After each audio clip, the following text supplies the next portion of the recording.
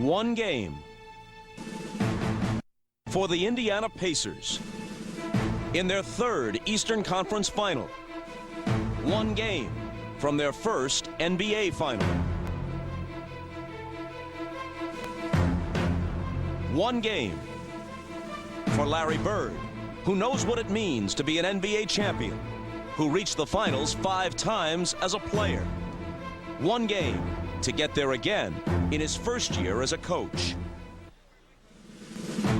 One game for the Chicago Bulls, the NBA's team of the 90s. One game to sustain a dynasty or end it.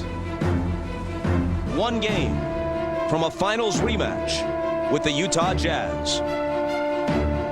We can only guess what the future holds for Michael Jordan, but for the most fabled athlete of our time, there could be only one game left, and that one game could be tonight. One game. Game 7. Next.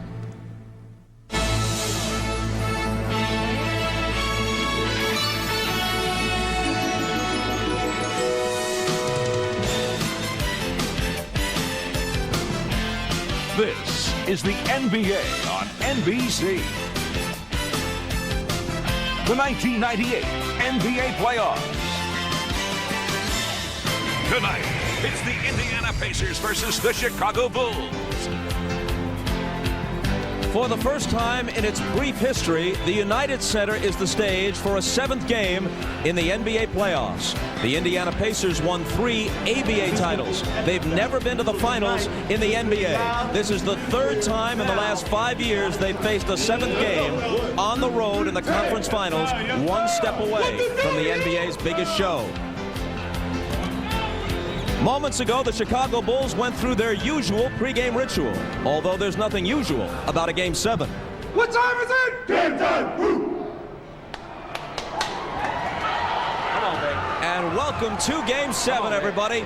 I'm Bob Costas. One of the distinguishing characteristics of this great run by the Chicago Bulls is the relative ease with which they have dispatched their opponents in their championship season. In fact, they have never faced an elimination game, a Game 7, as late as the conference finals or the finals in any of the 5 seasons in which they won the title. So this is something new for them. For Michael Jordan, in this his 36th playoff series, it's just his 3rd Game 7. But MJ offers assurances that the dynasty will not end here tonight. We're going to win Game 7.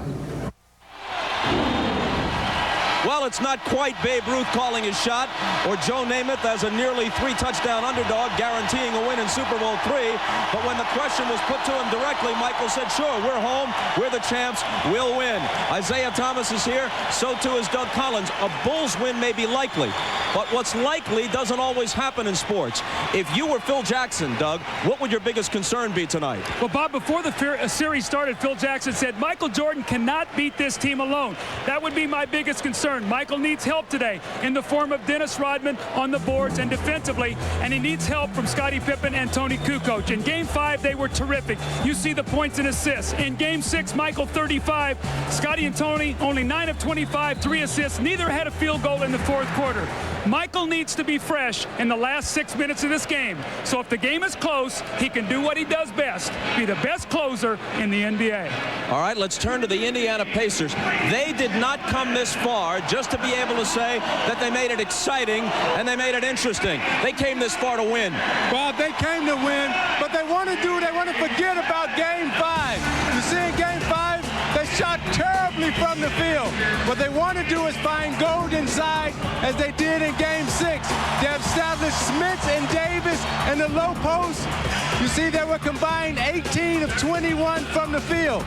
Now, if Indiana has any shot at winning this game here tonight, they got to go back to Smith and Davis in the low post to free up the perimeter for Miller and Mullins. Bob?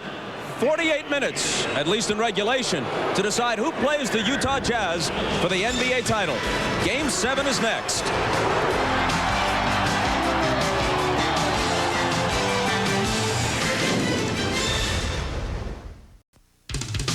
The NBA on NBC is brought to you by Miller Lite, who reminds you that a Miller time can be anything you want as long as it feels good. By Chevrolet Trucks, the most dependable, longest-lasting trucks on the road. And by Reebok, creating possibilities one athlete at a time.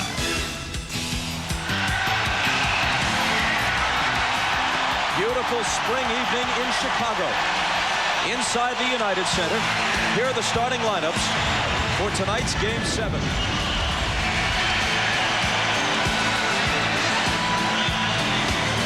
Reggie Miller held under double figures for the first time in the playoffs in Game 6, but of course, he virtually won Games 3 and 4 for the Pacers. Chris Mullin had 18 points here in Game 2 on 6 of 10. Since then, 18 points total on 6 of 23, averaging only 4.5 points a game. They need some offense from him. Larry Bird, the NBA's Coach of the Year, with his assistants Rick Carlisle and Dick Harder. Here's Phil Jackson's lineup. Michael Jordan needs just 5 points tonight to pass Kareem Abdul-Jabbar as the NBA's all-time leading playoff scorer. Kukoc in the starting lineup again, but if Dale Davis begins to get into the blocks and score early, we'll see Rodman off the bench sooner than we have earlier in this series. Phil Jackson, the all-time leading coach in terms of winning percentage in both the regular season and the playoffs in NBA history. Here's Ahmad Rashad. All right, thanks, Bob. Before the last game, I told you the whole thing about the Bulls is about closure. It didn't happen. Today, there's a lot of concern in that Bulls locker room, and mainly because of the uncertainty. Like you reported earlier, Michael Jordan told me he's only been in this situation 3 times, only 1 time successfully, which makes him feel uneasy. He also said he's feeling a lot of pressure, not so much on how he'll play, but if the Bulls will rise to the occasion. They don't have to wait long because the game is about to begin. But before that, let's go down to Jim Gray. All right, thank you very much, Ahmad. Well, Larry Bird told his team to wear their uniforms to the game. He wanted them to focus early. Then when they got here, he gave a very emotional and personal speech. He told them, guys, believe in yourselves. Believe in your dreams. We can win this whole thing. He then went on to tell them of the 1981 Celtics and his first title and the parade that the team had and what it felt like to have a whole city salute you. He said, guys, it can all be yours. I believe in you. Believe in yourselves. Mark Jackson, Jalen Rose, and a lot of the guys told me it really got to them. Bob? Jim, thanks a lot. The last time a road team won a 7th game as late as the conference finals or finals, the Philadelphia 76ers against Bird's Celtics at Boston Garden in 1982. One of 2 7th games that Larry Bird lost in 8 tries. His Celtics won 6 of 8 7th games. Chicago with the game's first possession. Pippen drives, misses on the run. And Jackson has the loose ball.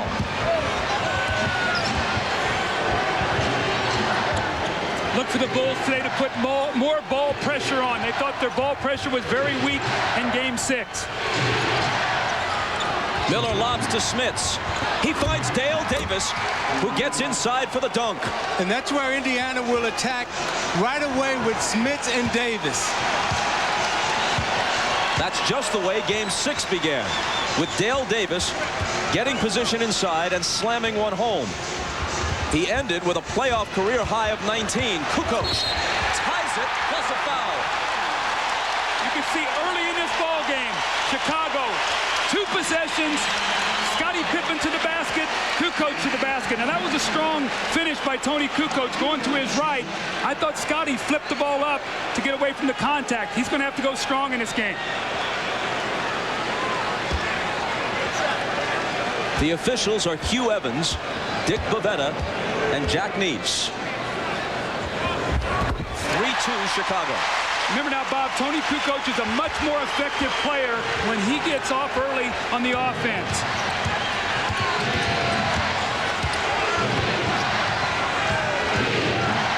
Pippen trying to thwart Jackson as he has most of the series. Smits gives it back to Jackson, who hits the baseline J. That opens the entire game up. Remember now, Pippen floats. He roams off Mark Jackson. Kukoc. Short. Rebound to Jordan. His first shot is a putback. And Chicago has a 5-4 lead.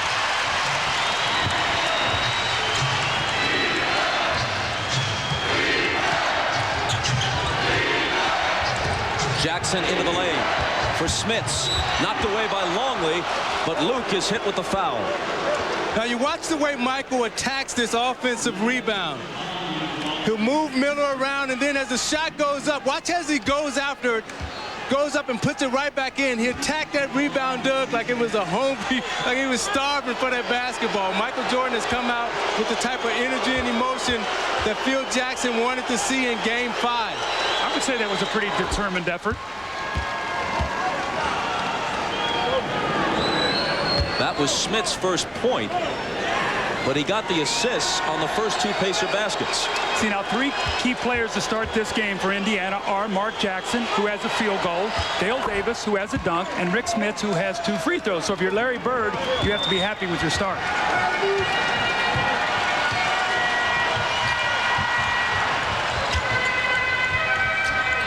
Mullen on Pippen. Michael with his back to the basket, guarded by Miller. Spins into the lane and misses the jumper. The rebound to Smits.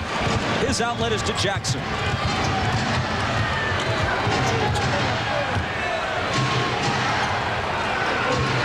Dale Davis. Miller. On the run, scoops it up, and it rolls home for him. So Miller taking it to the hoop as he rarely does. Here's Harper at the other end, and he's fouled.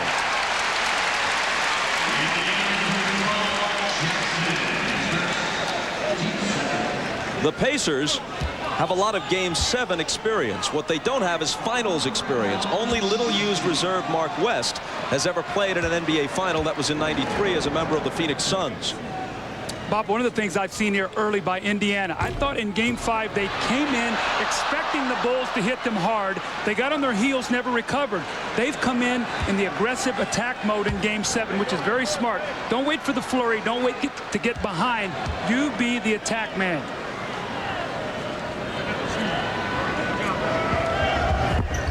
Harper misses them both, and Mullen takes the rebound. Jackson on the move. Behind a Davis screen, and now Miller. Smits. He hit 11 of 12 from the field in Game 6 and swishes his first one here. You see Smits moving Longley around. He set the screen for Reggie Miller, which gave him inside position against Longley.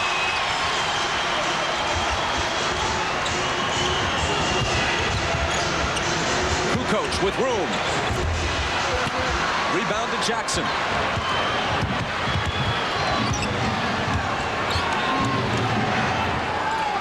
Dale Davis, stronger than Kukoc, trying to back him down, and Kukoc fouls him.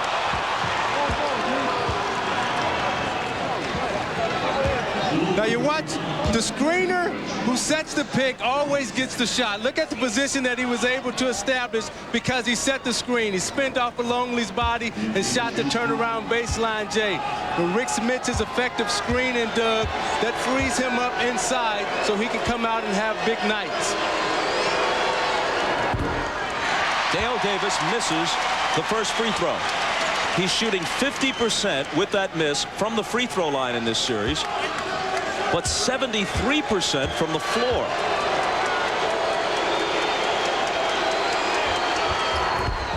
Misses them both.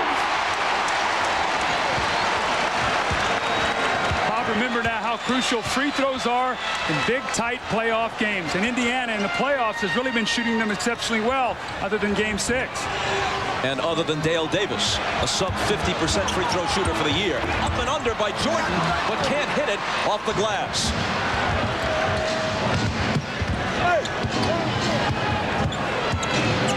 Now it's Jordan on Jackson as Mark brings it to the front court.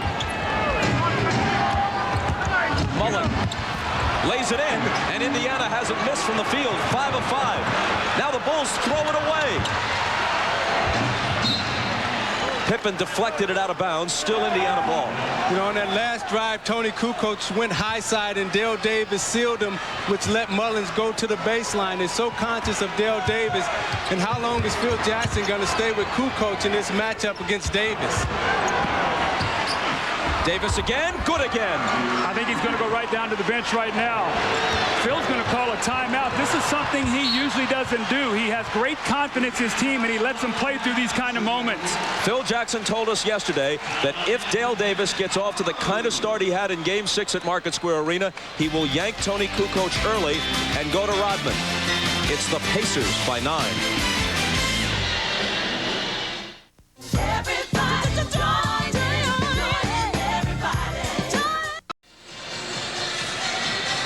Dale Davis appears to be getting off to a big start. Just what Phil Jackson told us yesterday that he feared in Game 7. I can't let Davis get 19 points or stand by and let Davis get 19 points in the post. A guy that, you know, might not score 19 in 3 or 4 games. I don't want to insult maybe 2 or 3 games. I mean, that's a grand total for him, especially when they're struggling. So we're going to have to do something about it. If Tony can't get a hold of him right away, I'm not going to stay long with that matchup. He has left Kukoc in, at least for the time being. Davis is averaging just under 9 points a game in the playoffs overall. He has 2 baskets here, was fouled another time, and missed the 2 free throws. After the timeout, it's Jordan. Miller has the assignment on him. He gets around him and lays it in. No basket. No basket, says Hugh Evans. Foul before the shot.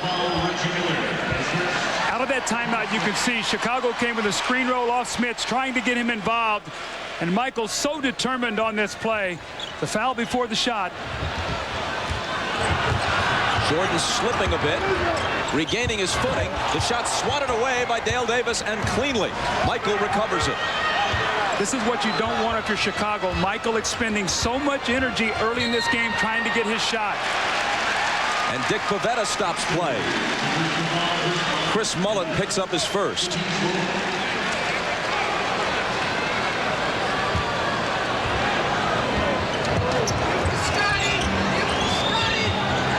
Kukoc to Pippen, and now Jordan.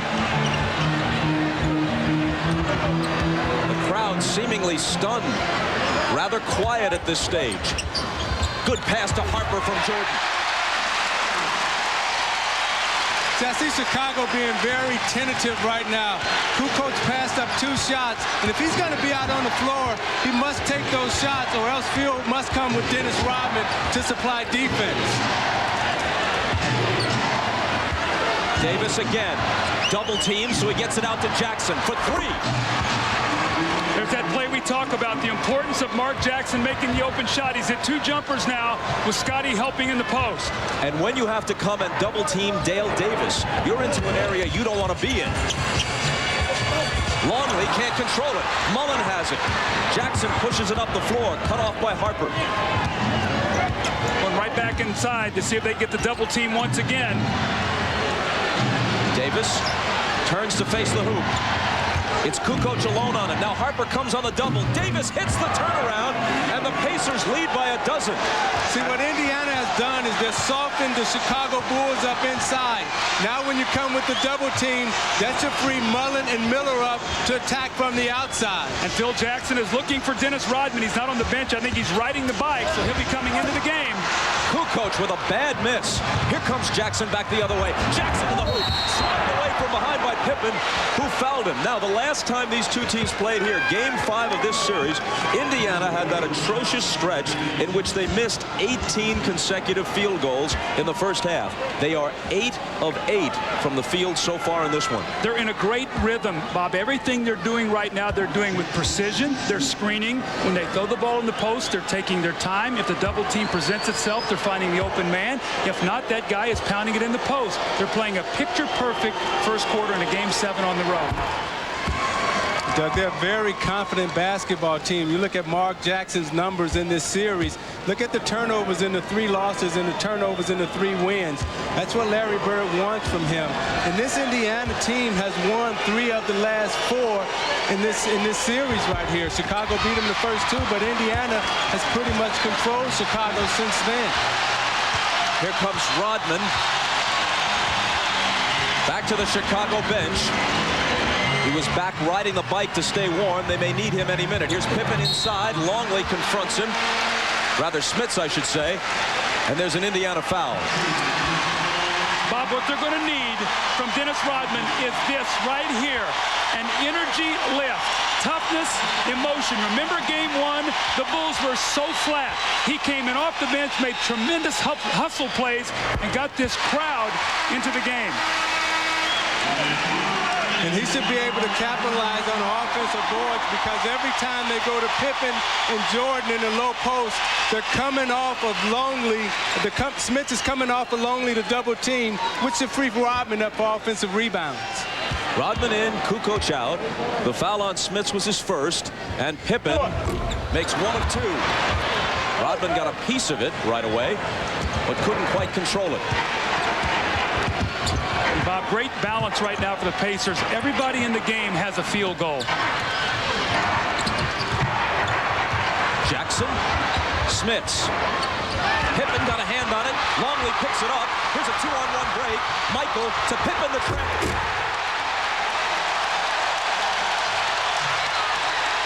That gets the crowd back into it.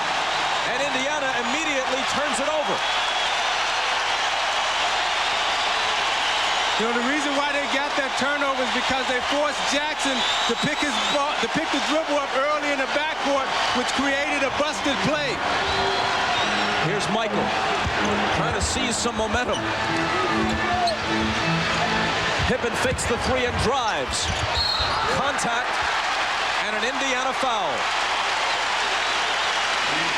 A careless turnover from Rick Smits leads to this. A 2-on-1 fast break. Michael Jordan, and you get Scottie Pippen with the big slam. And then the careless inbounds play. Reggie Miller just took his eye off the ball, and it goes out of bounds. Those are all momentum energy plays, and you cannot make those kind of mental errors in a game of this kind of magnitude. Now, Bob, with that said, Larry Bird is going to have to be very smart today using his timeouts. Anytime he feels a surge, he's going to have to stop it.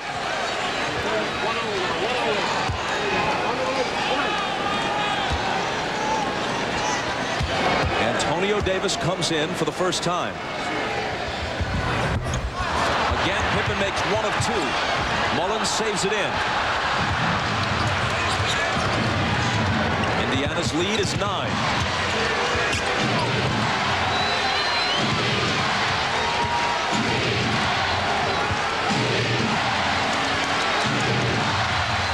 Antonio Davis pops the jumper, and it goes in and out. Longley has it.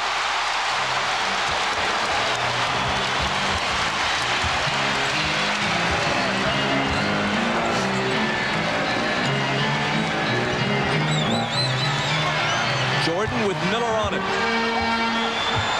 They clear it out for him. The double team comes. He finds Harper, touch pass to Pippen for 3. Halfway down, and it pops out. Longley. Pippen again on the drive. And a whistle.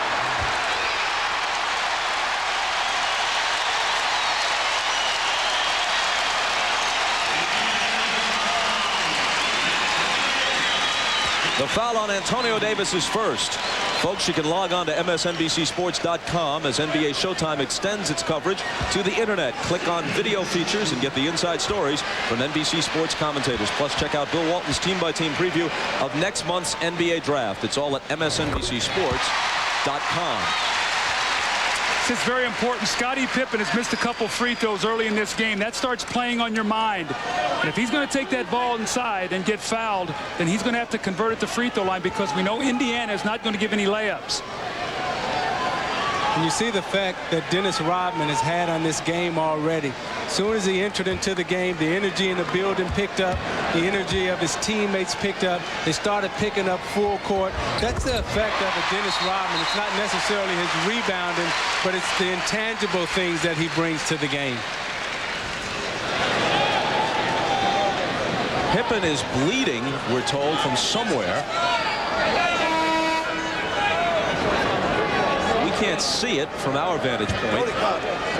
You know what happened? He wears that little pad on his left arm, and he was cut on his right arm in that drive, and I saw him. He took the pad off, and he put it over on his right arm to cover it up. Because he wanted to remain in the game. Yes. But temporarily, he has to go out, and Kukoc comes back in. What was a 13-point Pacer lead a moment ago is now 7. Now that's a big momentum stopper for Chicago, because now that puts Jordan on Jackson, and the Bull in Indiana now should be able to go inside to Davis. They lose it. Kukoc to Jordan.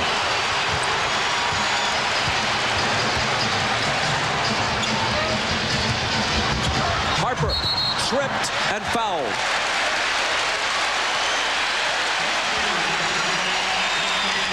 Two quick ones on Antonio Davis.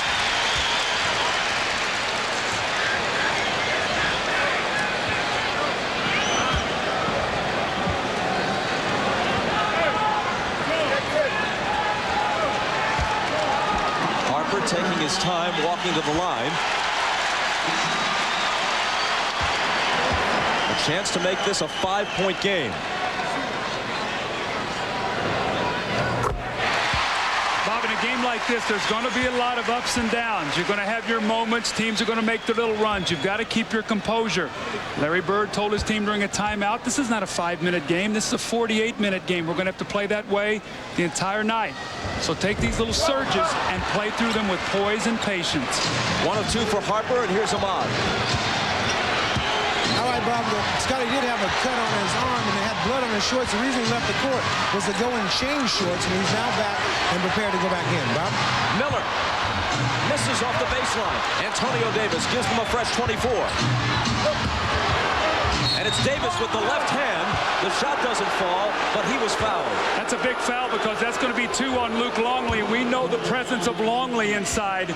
The Bulls get very small when they go to their bench. Now, who's Phil Jackson going to go to? Is he going to stay small with Kukoc and Rodman, or is he going to go with Winnington? It looks like he's going to bring Pippen in, stay with a smaller team, and either put Rodman or Kukoc on one of their bigger players, and they'll try to front them inside. Meanwhile, Mullen has gone out for the Pacers, and Derek McKee, the veteran, wearing number 9, is in. We're also told that Mullen had blood on his jersey, although I guess it could have gotten there from brushing up against Scotty.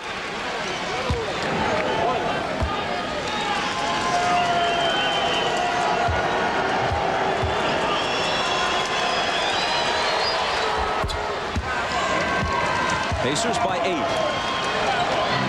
Chicago has a very fast team out on the floor, and what Indiana must do to negate that speed is to put a body on Kukoc, Rodman, and Jordan. Here's Michael. It's McKee on him now. Miller comes over on the double team. Scotty with the floater. I think they're going to have to make Pippen make a jump shot. They're running at him, and he's beating them and getting into the lane. Close out on him, make him hit a couple shots before you honor his drive that much. And the Bulls have cut it to 6. Dale Davis against Kukoc once again. 3 seconds to shoot, and Miller slices through, takes the pass, and hits the reverse. There's a great read by Reggie Miller coming from the weak side. He saw Davis was in trouble, came to a free spot so Davis could see him and make the pass. Boy, Pippen really wants the ball inside against Miller. And he gets it, but can't convert. Rodman has the follow pop out on him. Inside 2 minutes now in this first quarter, and Michael Jordan has only 2 points, and that came on a rebound and a putback.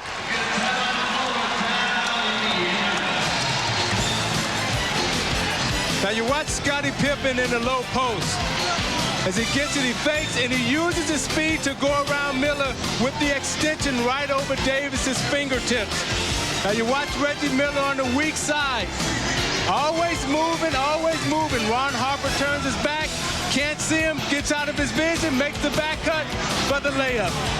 Indiana's apparently going to make this Game 7 a memorable one. You're watching the NBA on NBC. Scottie Pippen has gotten off to a great start for Chicago. He's only taken really 1 perimeter jump shot, and you can see him rattle the 3 in and out. What he's doing is driving that ball to the basket. This was the first play of the game. He flipped the shot up there and missed it. But look at the aggressiveness on these drives to the basket.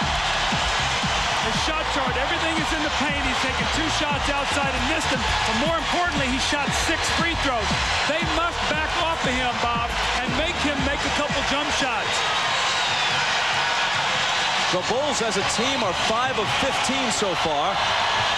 Indiana 9 of 11.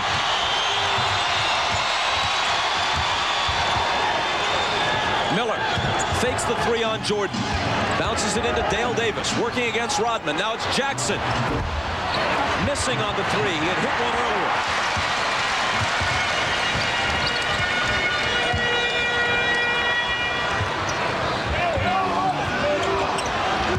Miller trying to contend with Jordan. And Michael's jumper in the lane is short. Bobby's only 1 for 5 now. Jalen Rose in for the first time. Scott Burrell covering him, also making his first appearance. Davis over Kukoc, not this time. Rodman has the rebound.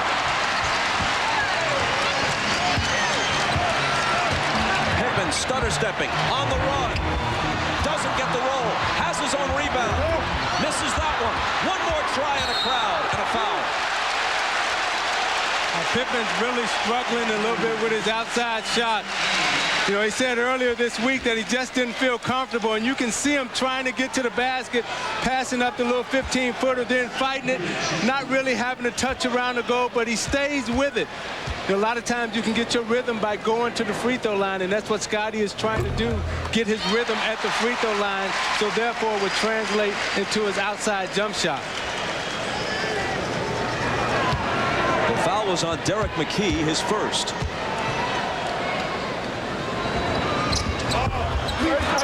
One of two.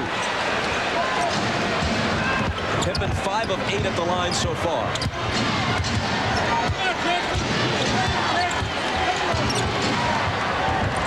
Miller for 3. He felt it, caught it, tough turn the opposite way, and it was clean. Right now, Bob, Reggie Miller's in a great shooting rhythm. He started out this game 3 for 4, and he was looking for that shot all the way. 10-point lead again.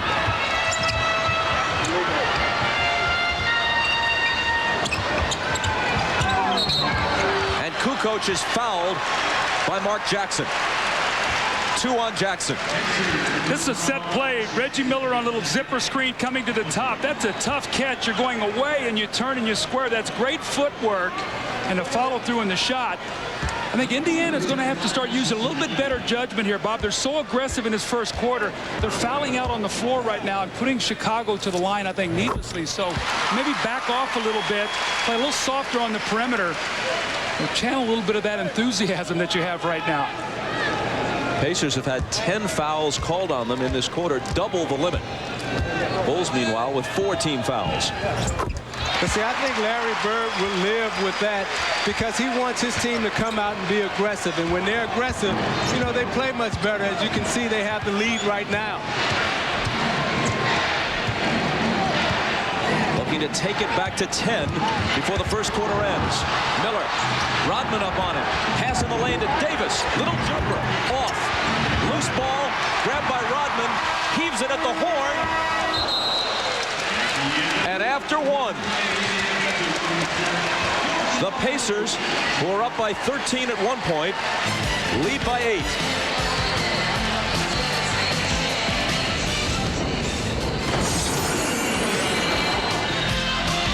This is the NBA on NBC.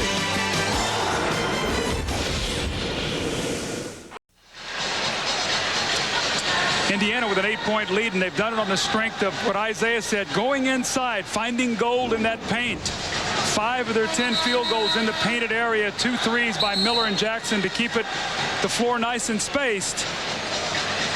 And points in the paint the last 2 games. You see in game 5, the Bulls plus 30. And then the great defense by the Pacers on the inside in game 6, only a 2-point differential. Big games are won in the paint. Dick Harder off to the side of Larry Bird. There you see the veteran assistant. He designs Indiana's defense, one of the best in the league. Jalen Rose back in, along with Davis, McKee, both Davises, Antonio and Dale, and Travis Best for the first time as we begin the second quarter. Michael begins it on the bench for Chicago. Here's Steve Kerr in, guarding Best. Best went around him for the game-winning basket on Friday night at Market Square. Here's Rose cutting inside of Burrell and drawing the foul. And what Jalen did was very smart right there. He took a look at the shot clock and didn't settle for the jump shot. Drove it to the basket with his right hand. Burrell cut him off, and then he spent back to his strong hand, which is his left hand.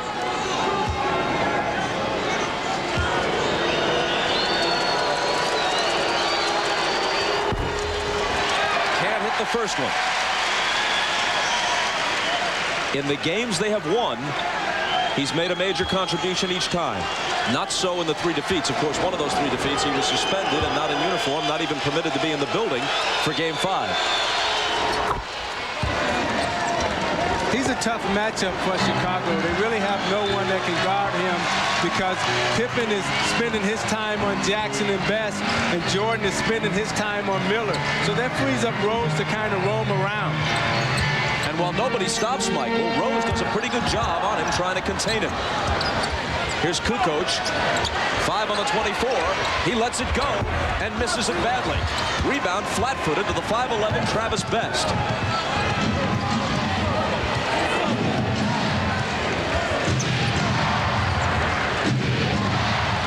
Here's McKee, left alone. The 20-footer spins out. And Pippen has the loose ball. He pulls up and takes a 3. Misses it. Followed by Kukoc is there. The Bulls, this is a very important time, Bob, right now. With Michael Jordan resting, they've got to stay close or close this gap a little bit. He needs a breather as hard as he worked in that first quarter. He played all 12 minutes.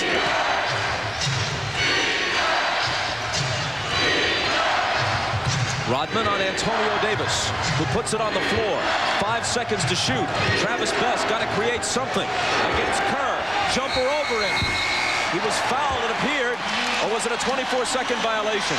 Shot clock violation.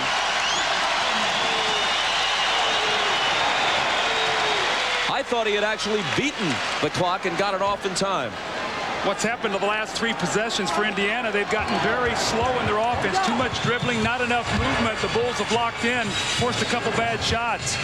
See, the way Chicago is going to have to cut into this lead is through transition and turnovers, or Steve Kerr is going to have to make an open shot.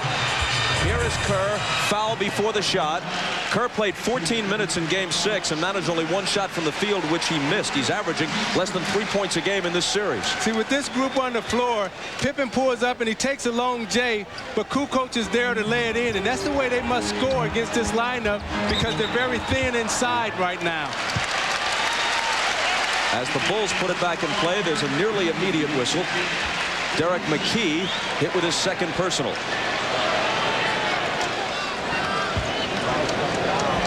Jordan's still a spectator with 10 minutes to play in the half and his team down 7. Pippen against McKee. Double pump in the lane, and it comes up short. Scotty has now missed his last 5 shots.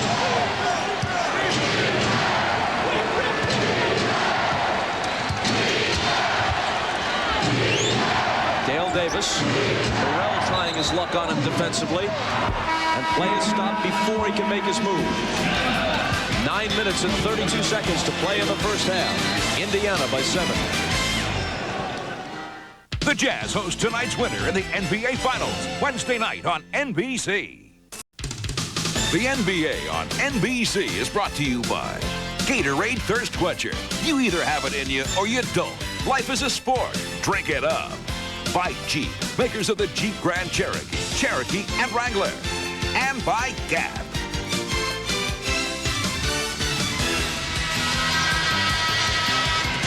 Did you know, folks, that this year Goodyear is celebrating its 100th anniversary? And this is the view from Stars and Stripes, piloted by Richard Daniels.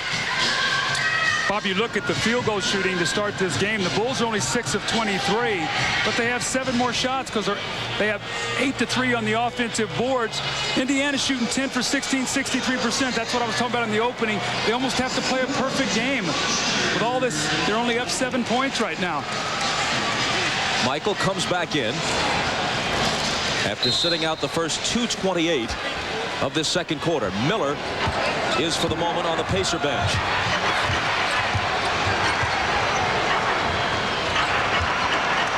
Antonio Davis against Rodman. Jumper over it. Won't go. And Dennis clutches the rebound.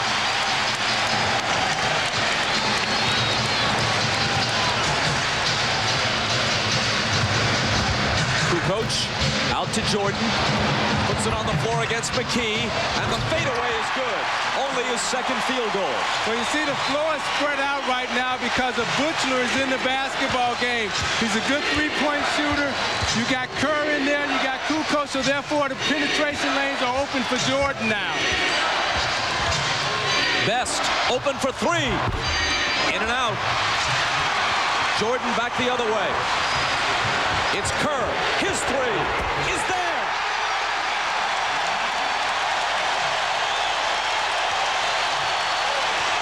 The all-time career leader in three-point accuracy has been having a very quiet series, but a big bucket there that brings them to within 2 after they had trailed by 13.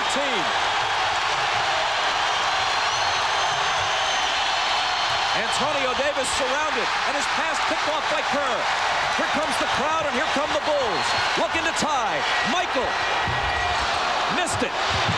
And it's out of bounds to the Bulls.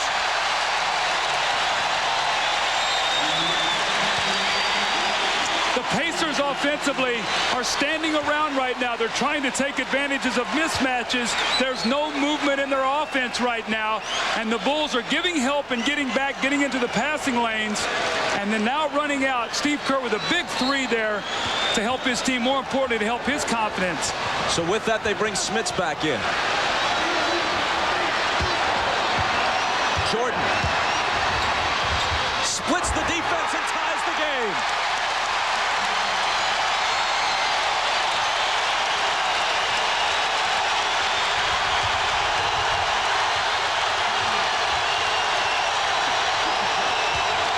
Smits.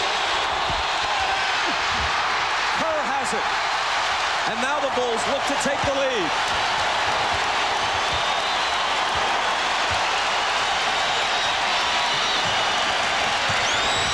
Kerr around the screen set by Longley.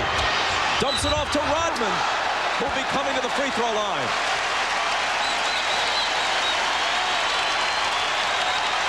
Now you ask why the floor is so spread right now, because they have shooters. Look at the spacing.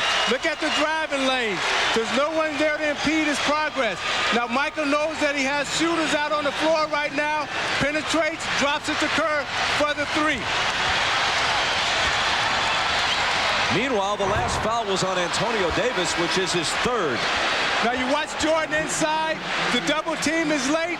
Why? Because now there's shooters out on the floor, which allows Jordan enough time to operate inside.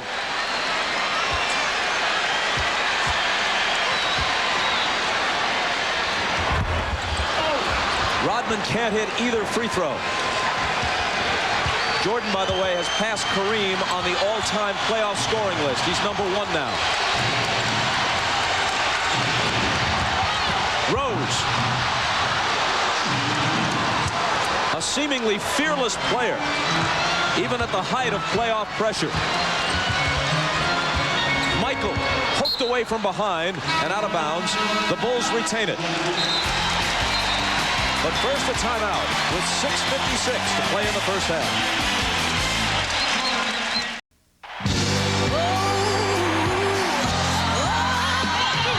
Now pulls up in the forecourt, dribbling to the hoop, scoops it in.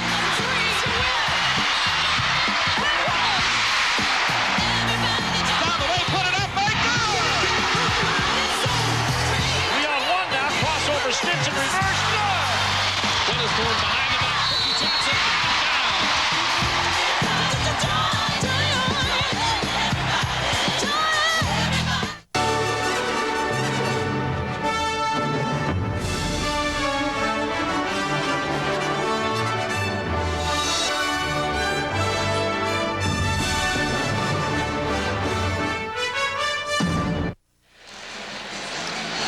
That confirms what we told you a moment ago. Michael Jordan is now the all-time leading postseason scorer.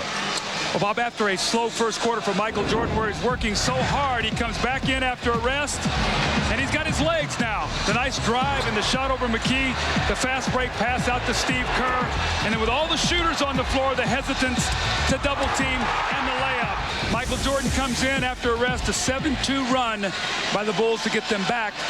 In this game, they trail now by only 2 points.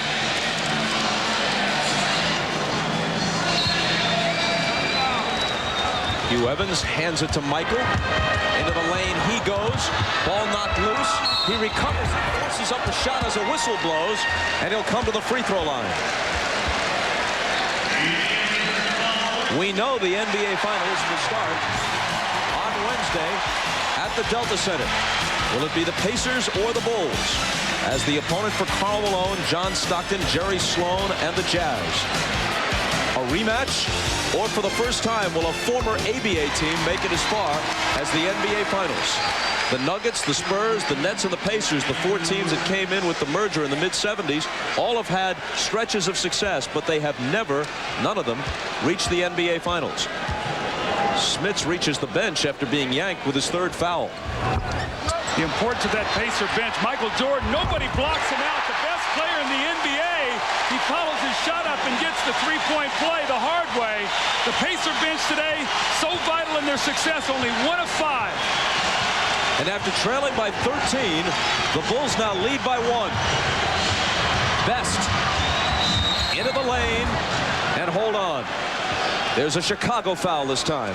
Now, Isiah, you know, when a guy shoots a free throw, somebody's supposed to block him out. The Pacers, nobody blocks him out. You see Best and Miller in no man's land.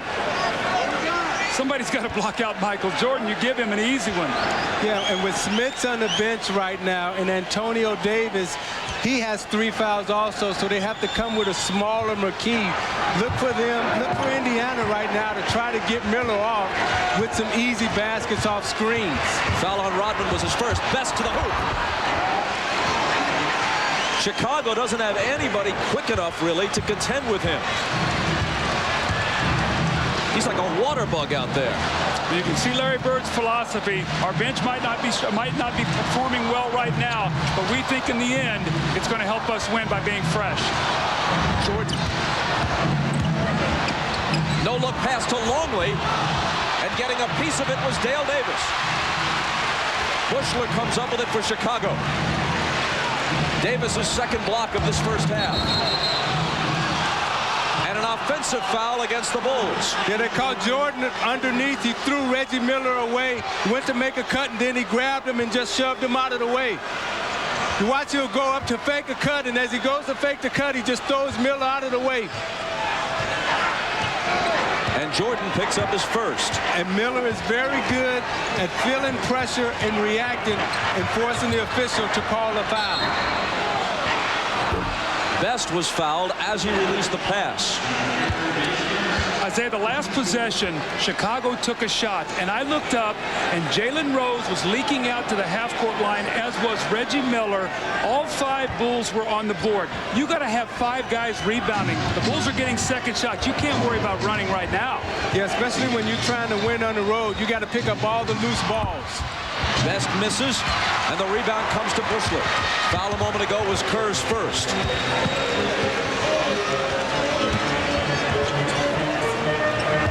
Kerr from Michael.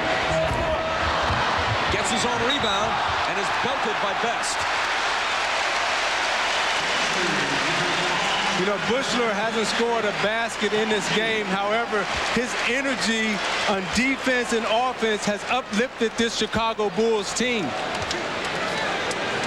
I was reading an article about Jud Bushler yesterday where he hasn't played in 2 months, and he just said, I hope Field turns to me on the bench and give me some action because I think I can help this team. Foul on Best was his 2nd. Kerr nearly automatic from the free throw line, hits the first. Scotty comes back in, and Longley departs.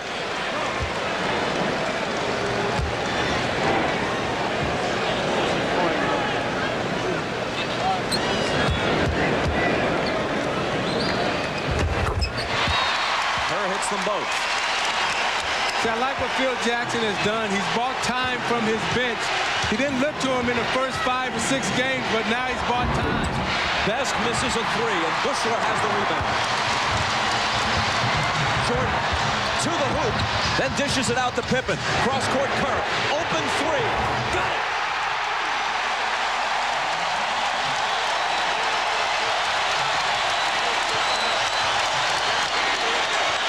A 17-point swing since the first quarter.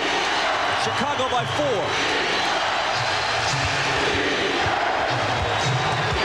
McKee spinning around Pippen. Nice move. No basket. Foul before the shot, says Dick Bavetta.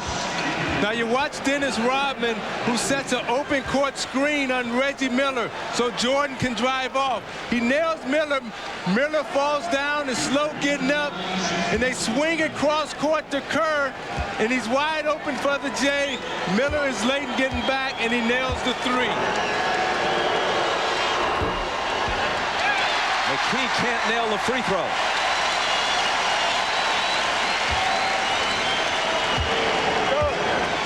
The Pacers have been so concerned all series long with giving Steve Kerr nothing. And today he's hit 2 big threes and gotten to the free throw line, and 8 big points off the bench now for Steve Kerr.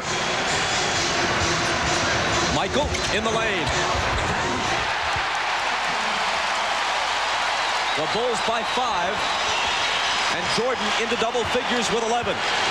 See, everything's open right now. The cuts are crisper. The passes are short and quick and tight, which allows Jordan room to move. Jordan up on Reggie. Working on him. Shooting it against him and getting the roll, but an offensive foul perhaps. They take the basket away. The Pacers thought they might have gotten a three-point play if the call had gone against Jordan, but no. You see Miller trying to draw the foul. Jordan is on him like a wet blanket. And Miller jumps right into him, creates the contact, and Dick Bavetta is right there to call the offensive foul.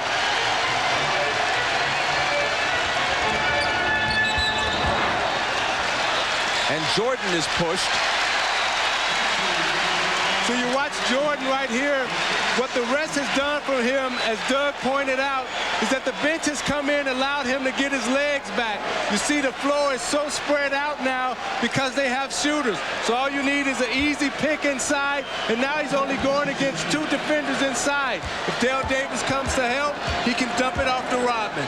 You know, I think what also has happened, Isaiah, is that what Ahmad talked about before the game, Michael was saying, who's going to come through and play for us today? And I think what Steve Kerr has done off the bench and some of these bench players has given Michael a better feeling of what's going on today. Judd Bushler, too. The foul on Jalen Rose of the Pacers was his first. Both teams are over the limit. And when you're the leader of your team in a Game 7 situation and you stand up and say, hey, we're going to win this game, that takes the pressure off of everyone on the bench and allows them to have confidence to come out and perform. Jalen Rose against Bushler. Pippen comes over to help, and Rose is denied. Jordan only 2 points in the first quarter, 11 here in the second. And Pippen travels as the Pacers get the ball back.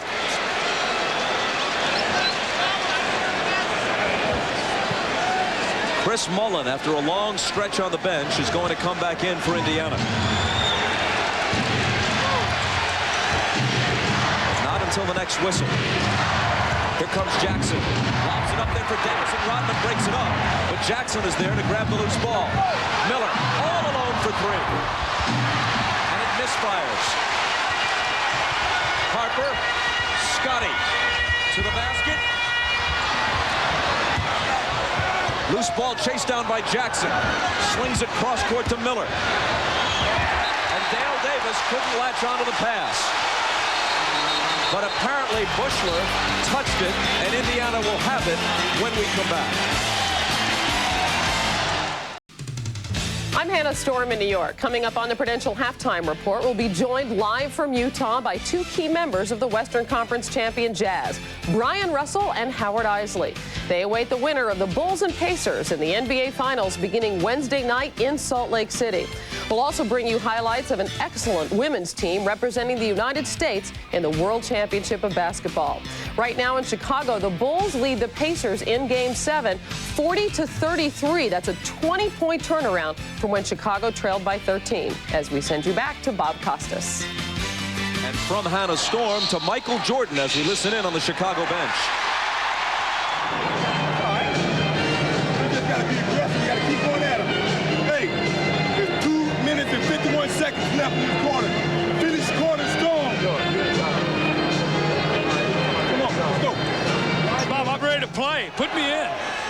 Michael Jordan with great leadership there, and all one-on-one for Indiana this entire quarter. They're 4 of the last 17. They've only scored 6 points, and the Bulls are feasting on them right now defensively. The reason why that is, Doug, they have no inside presence. They're trying to establish it right now with McKee. Rodman will be nailed with a goaltending call, but he got it out of there pretty emphatically, didn't he? Yes, he did. You see, with Davis and Smits for the Pacers in foul trouble, you see there's no inside presence now of someone there that can score. So therefore, Chicago's speed is able to take over, and they have 10 offensive rebounds to Indiana's 1. Jordan putting the moves on McKee and putting the ball in the basket. Big time right here for the Pacers. A little over 2 minutes to go. The Bulls up 7. You know that they'd love to push this to double digits by half and send them in on a downer.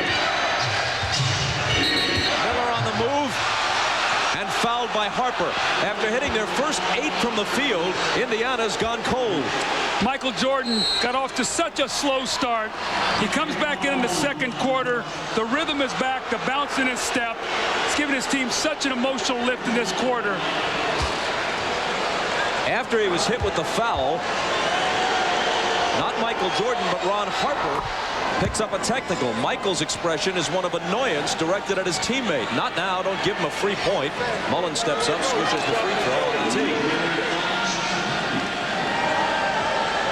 And here's Ahmad.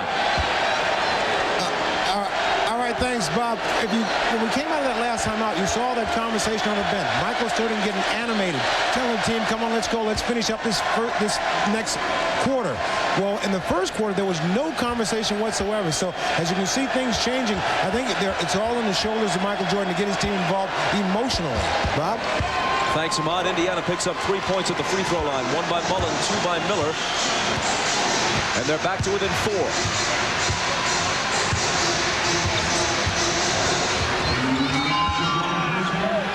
Jordan, McKee on him, Mullen on the double team. See, without Steve Kerr in the game, they could double team, and they don't have an extra shooter out on the floor. Pippen's 3 is off. Harper has it knocked away. Rodman recovers it and goes to the hoop.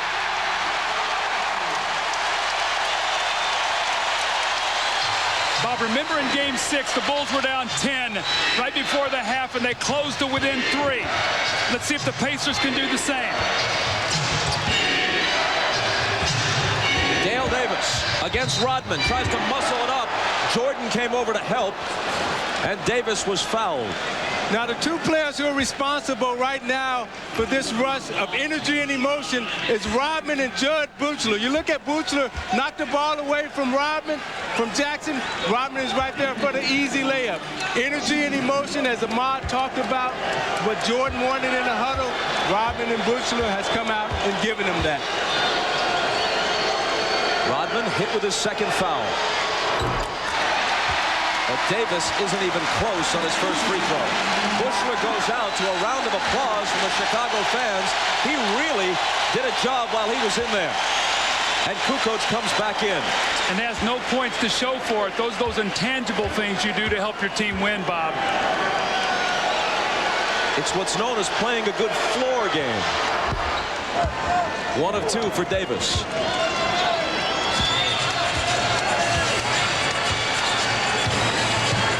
Bulls by 5.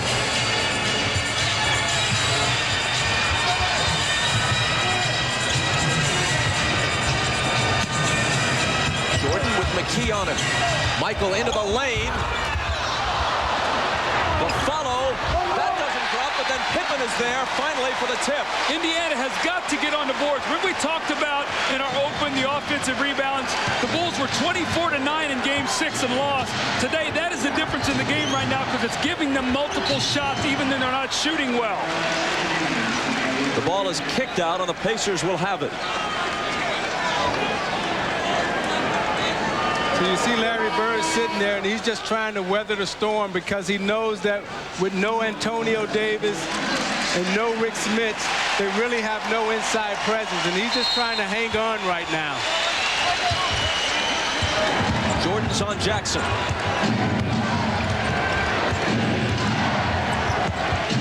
Miller, contact with Burrell, no call. Reggie fires and hits the three.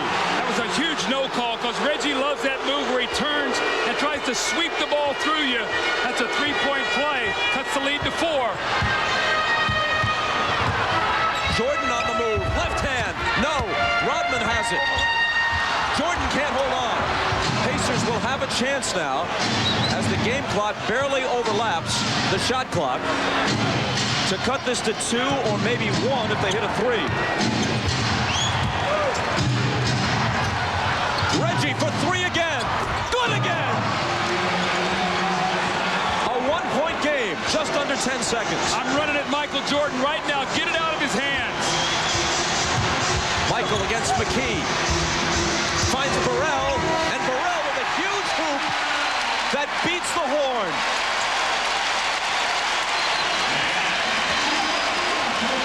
Jordan and Burrell are both arguing. Jordan talking about a previous possession where he thought he was fouled. Burrell thought he might have gotten a 3-point play on that last hoop.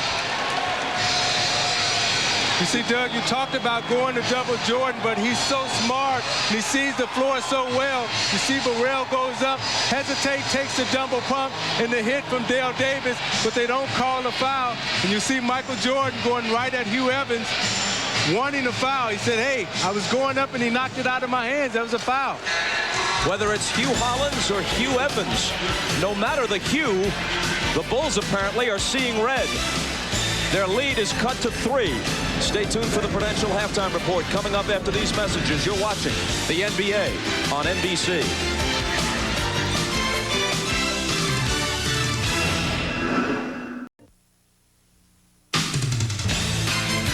This is the Prudential Halftime Report, brought to you by Prudential, bringing strength and stability to America's families through insurance, healthcare, real estate, and financial services. It's halftime of Game 7 with the Bulls leading the Pacers 48-45. Michael Jordan scoring 13 of his 15 points in the second quarter. Reggie Miller has almost doubled his output from Game 6. He has 15 points to lead the Indiana Pacers. Hi, everybody. Hannah Storm back once again with John Salley, Peter Vecsey, and Matt Gukas. We're going to hear the thoughts of John and Matt on the first half in our next segment. But right now, we're joined by a couple of guys who helped the Utah Jazz win the Western Conference for the second straight year, Howard Eisley and Bryon Russell. Thanks for joining us, gentlemen, on your day off. Thanks for having us. Well, I know that yesterday you guys had a little bit of a tough day. Jerry Sloan put you through a full court scrimmage. You had refs. You had a scoring crew there. Bryon, how sharp are you guys right now, mentally and physically? We're tired of playing each other. I know that for sure. So we hoping somebody hurry up and win 48 minutes, hurry up and get over with so we can get going Wednesday. Howard, and here's the quote from Larry Bird, which I thought you might find interesting. He said whoever wins tonight's Game 7 has a definite advantage in the first game of Utah. So he, like everybody else, is assuming you guys are going to be rusty. Do you buy that at all? No, I think the guys worked very hard this past week. We've got out there very well in practice, and we got to get ready to go in Game 1. Bryon, this is Pete Vecsey. What was the most valuable lesson you learned in last year's finals? Something you might be able to implement this year? I got to stay in front of the person that I'm guarding. So particularly if it's Jordan? Yeah, of course. I gotta try to anticipate his move instead of just trying to reach for the ball all the time. Howard, what about you? I think the most important thing I learned is we got a lot more experience. We know what to expect coming into the finals, and we just got to get ready to play. It's going to be tough. Whoever we play, both teams are very good. Indiana's very physical. Chicago is a very good defensive ball club.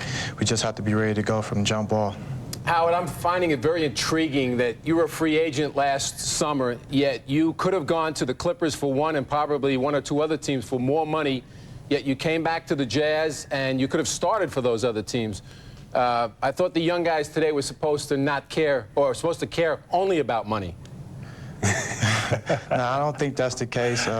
This is why I came back, to have an opportunity to compete for a world championship. And right now I feel like I made the right decision. It's a great group of guys here, and I like being a part of this ball club. And you're very excited about it, I can tell. I think maybe he's a little nervous. Okay, Bryon, you guys struggled earlier in the playoffs, faced 2 elimination games against Houston, didn't play well even though you beat San Antonio in those first 2 games at home, and then you were inserted into the starting lineup. The team is 7-0 with you as a starter instead of Adam Keefe. Why is that the most effective lineup for Utah? I figure I make a lot of things happen out there. I open up on the perimeter game for our three-point threat, and plus I play a lot harder defense than Adam does. So it was coach's decision, and I was ready to go, and I'm a motivator, and that's what we needed out there, and I got us going. Bryon, why did you struggle early this year? Was it that the pressure of signing that big-time contract during the summer, or was it something else? Maybe the three-point line, adjusting to that? I thought I had to put too much weight on my shoulder because Stock was hurt, not knowing that I have 4 other players out there with me. So I just tried too hard, and then I asked to get out the starting lineup, and I started letting things come to me, and gradually it worked out for me. Now, Howard, you're the only guy on your team, I think, that's gone on record as saying who you want to play in the finals, right? You want to play the Pacers. Tell us why. I want to play Indiana because I have a high school teammate that I played with in high school, and I think it'd just be good for our team and their team, for his family and my family, if we could meet in the finals. So that's the only reason. I don't want to give any motivation to either team. I think it would just be good if we both had that opportunity. Guy by the name of Jalen Rose, you guys played in high school in Detroit. Bryon, you guys glad the series went 7 between the Bulls and Pacers? Did we what? Are you glad the series went 7 games? Well, I wish it could have got over early so we can get going. I'm anxious to play, and the rest of the team is, and all we have to do is just wait now. But I'm glad it is now, so nobody get a chance. We get to see who pulls it out. It's do or die for either team. Well, it'll get going soon enough, Bryon. We'll see you guys on Wednesday night, Game 1 of the finals. Thanks so much for joining us. And before we move on, we also want to wish a sincere congratulations to Karl Malone and his wife, Kay. They are the proud parents of a baby girl, Carly. She was born Friday night, their 4th child, weighing in at 8 pounds, 6 ounces, 20.5 inches. Pretty healthy numbers for maybe a future WNBA power forward. When we return, we'll talk about the first half in Chicago between the Bulls and Pacers. But first, a message from Prudential and a word from the NBA.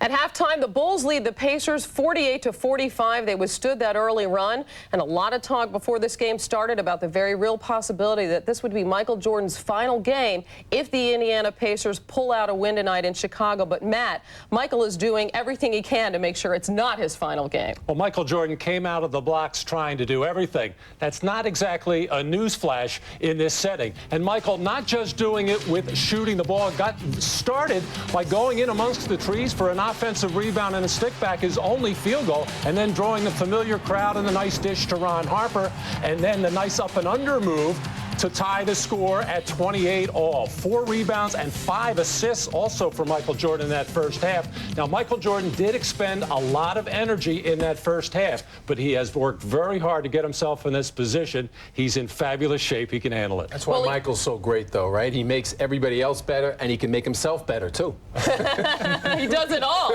And he had to, because they were down by 13 in the first half. The Pacers started off shooting 8 for 8. John, how did the Bulls get in that early hole, and then how did they climb climb out of it. Well, how they got in the early hole is they didn't start Dennis Rodman. They started Tony Kukoc, and Pacers kept going to Dale Davis, making him a scorer. Pete didn't even know the guy can score like that. Neither did I. But they brought Dennis in. He established the energy. He established the defense. He came in. He shut all that stuff down inside. Davis guys couldn't get going with Dennis. He's going to out-rebound him. He's going to out-hustle him. I think in the second half or the third quarter, they got to start Dennis Rodman if they want to win this game. The Pacers have two chances here, Hannah. They have to play smart, cut down on the turnovers, and they have to play savage. They need those offensive rebounds as much as the Bulls do. Well, you got Rick Smits with 3 fouls, Antonio Davis with 3 fouls, have not shot the ball since they started 8 for 8, have not shot the ball well, just 7 for their last 20. All right, let's move to women's basketball for a moment and the World Championships. They're taking place in Germany, and the U.S. team played earlier today against Spain. The Americans coming in undefeated and off a 16-point win over China. In the first half, Olympian Dawn Staley missing from long range, but Staley hustles for the rebound and hits on the drive. The U.S. badly out-rebounding Spain, 56-23. In the second half, Lisa Leslie of the WNBA's LA Sparks with the steal. She takes it all the way, finishes with a game-high 21 points, 12 rebounds, 4 blocks. The USA wins 79-68, facing Russia tomorrow in a game that will decide the top seed for next week's final round. And we have got coverage of the Women's World Championship of Basketball next weekend. We'll bring you a semifinal on Saturday at 1 o'clock Eastern and the final Sunday at the same time. Now, staying in Europe just a little bit west, there were no upsets today at the French Open. Among the seeded winners moving on, Marcelo Rios, who's now the favorite in the men's draw. And all the top seeded women who completed play today advanced, including Martina Hingis, Monica Seles, and Arantxa Sanchez Vicario. Our coverage for Paris resumes next Friday at 10 a.m. Eastern Time with the men's semifinals. The Bulls lead the Pacers by 3 in Game 7. We send you back to Chicago for the second half right after these messages from your local station. This has been the Prudential Halftime Report, brought to you by Prudential, bringing strength and stability to America's families through insurance, healthcare, real estate, and financial services. In the first half, Reggie Miller was 5 of 7 from the field, including 3 of 4 from three-point range. A couple of late threes brought the Pacers back just before intermission. Michael Jordan 6 of 13 overall after a 1 of 5 start in the first quarter. Back with Doug Collins and Isiah Thomas, Bob Costas at the United Center. Now, since 1982, when the Sixers won a Game 7 at Boston, home teams are 24-2 in Game 7s in the playoffs. But the Pacers are determined to make a game of this. They led by 13 at one point. Then after falling behind, they close it to 3 at the half. Bob, Dennis Rodman, a real key, came off the bench. The Bulls were down 20-8. This crowd was out of the game. He gave them a huge lift. The Bulls outscored him 40-25 with him on the floor. I thought he was the difference. Zeke. And when the Pacers lost Rick Smits and Dale Davis, when they went out of the lineup with foul trouble, it really hurt the Pacers inside. Smits must establish himself and get back involved in this basketball game. Which brings us to the Miller Lite halftime stats. Well, the real trend that jumps out of you for the Indiana Pacers, Reggie Miller off to a great start. You see he's 4 for 7, 3 of 3, 15 points. But for Chicago, look at the offensive rebounding, 15-1. That led to 15-1 second chance points. But more importantly, Bob, the Bulls shot only 38%, but because they got 14 more field goal attempts and 6 more free throw attempts, they're leading this game. And when you look at the Pacers, Reggie Miller has brought his A game tonight, stepped up with 15 big points. But the guy that you didn't see up there was Rick Smits. You look at Reggie Miller's shot chart. He's 5 of 7 from the field, even has 2 layups. That's difficult for Reggie Miller to get into the lane.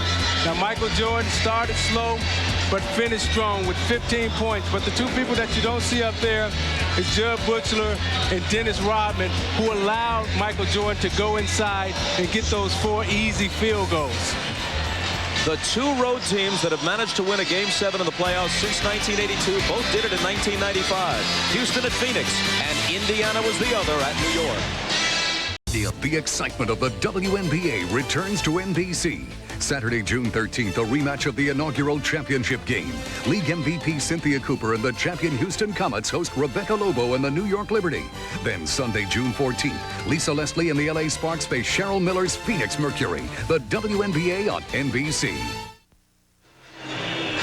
Ahmad, Rashad back at the United Center where the Bulls lead it by 3. Phil Jackson told his team defensively they got to do a better job controlling the big men, especially Dale Davis, who's hurting him. Also, Reggie Miller getting too wide open coming off screens. On the offensive end, they said Reggie Miller has 3 fouls. What they want to do is post him up and go right at him. Now for the Indiana story, let's go down to Jim Gray. All right, thank you very much, Ahmad. Well, Larry Bird told his team they're very fortunate to be down by only 3 points. Very unhappy with the offensive rebounding, 15-1. Said 24 points coming in the paint against us on the defensive end is just unacceptable for the second half. He wants to keep Rick Smits and Antonio Davis in the game aggressively without picking up fouls. And finally, Mark Jackson gathered the group together and said, hey, guys, we're going to win this game. Bob? They start the second half with the ball, Jim, and it's Mullen bringing it out of the backcourt against the defensive Jordan. Puts it behind his back on it. Into the lane for Miller, and Reggie Miller with a little flip move brings the Pacers back to within 1.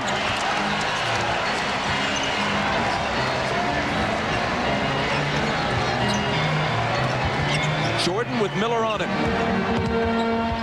Now around Smits. It comes up short. He gets his own rebound. He tries again, and this time gets the result he's looking for.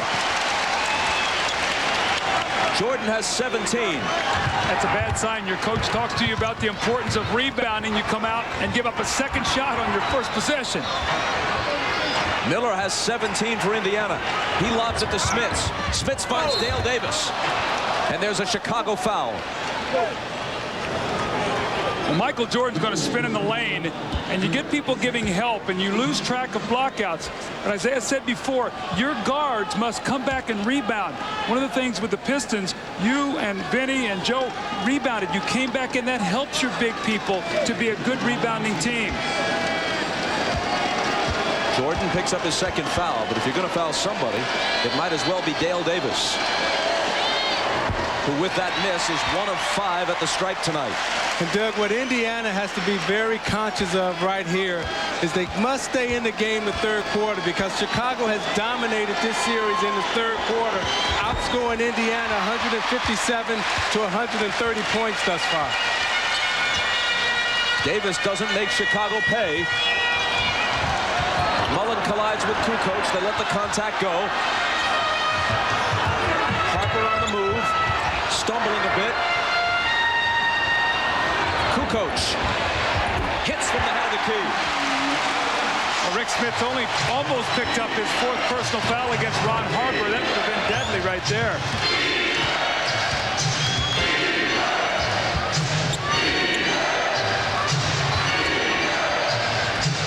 Mullen out top. Jordan's on him. Deals it out to Jackson. 5 on the 24. Smits double team. Jackson will take a 3, and he'll put it down. Now Jackson lined that 3 up before he took it. He had picked up his dribble, wasn't able to get it off. Then he got a second look at it, lined it up, and knocked it down. 2-point game. Kukoc again. Good again.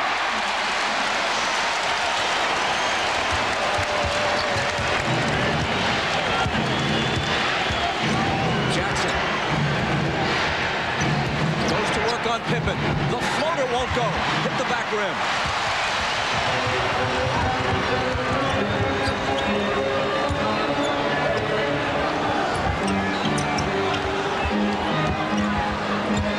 Longley gets inside Smits, and Mullen trying to help fouls him.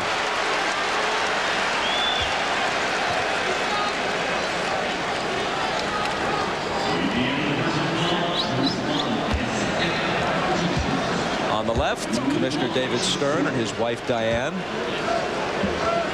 And to the right, Rod Thorne, the guy who metes out the discipline in the NBA. Russ Granick, David Stern's top deputy, was immediately in front of Rod Thorne. There is Granick, who has some difficult days ahead trying to hammer out a new labor agreement. Luke Longley had been 14 for 14 in this series. That's his first miss at the free throw line. Gets the second one. Now, if you notice what Scottie Pippen is doing, he's taking a quick look over his shoulder to see where Reggie Miller is at, because he's trying to force Jackson away from Reggie Miller.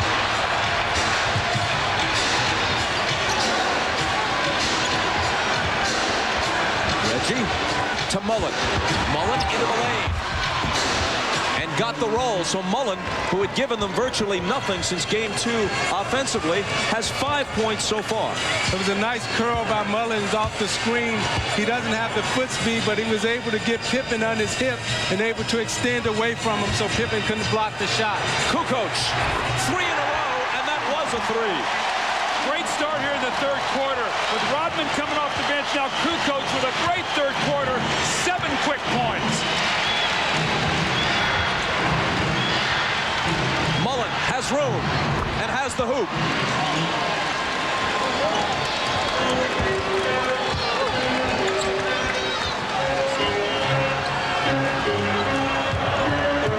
Longley screening for Jordan. Harper into the lane. The little hook that rolls around and spills out. Hanging tantalizingly on the lip like a putt that won't drop. Miller, another 3. Got it again. What a great screen, though, by Smith. Scotty tried to get up through the inside. Smith adjusted his position. Reggie's getting a lot of open shots today. Now, you may ask why Mullen and Miller are wide open right now. That's because Smith and Davis are in the game. Pippen was surrounded and fouled. The foul is on Mullen. Isaiah, what you're seeing also here in this quarter is more movement. Reggie Miller off the basketball. They're screening. They're moving. In that second quarter, they got stagnant. They started playing one-on-one basketball. Jordan deals it out to Harper. Kukoc feeling it, and why not? His second consecutive 3. His 4th straight field goal of this quarter. See, Kukoc wanted that ball earlier. He was screaming at Harper, give it to me, because he was standing open in the corner. Jackson into the lane. Jackson to the hoop. Won't fall for him. But there's the rare Indiana offensive rebound by Dale Davis. And he's fouled, which is a mixed blessing because Davis hasn't been able to do much with his free throws. If, in fact, that was an active shooting foul, which it may not have been. They may inbound from the side.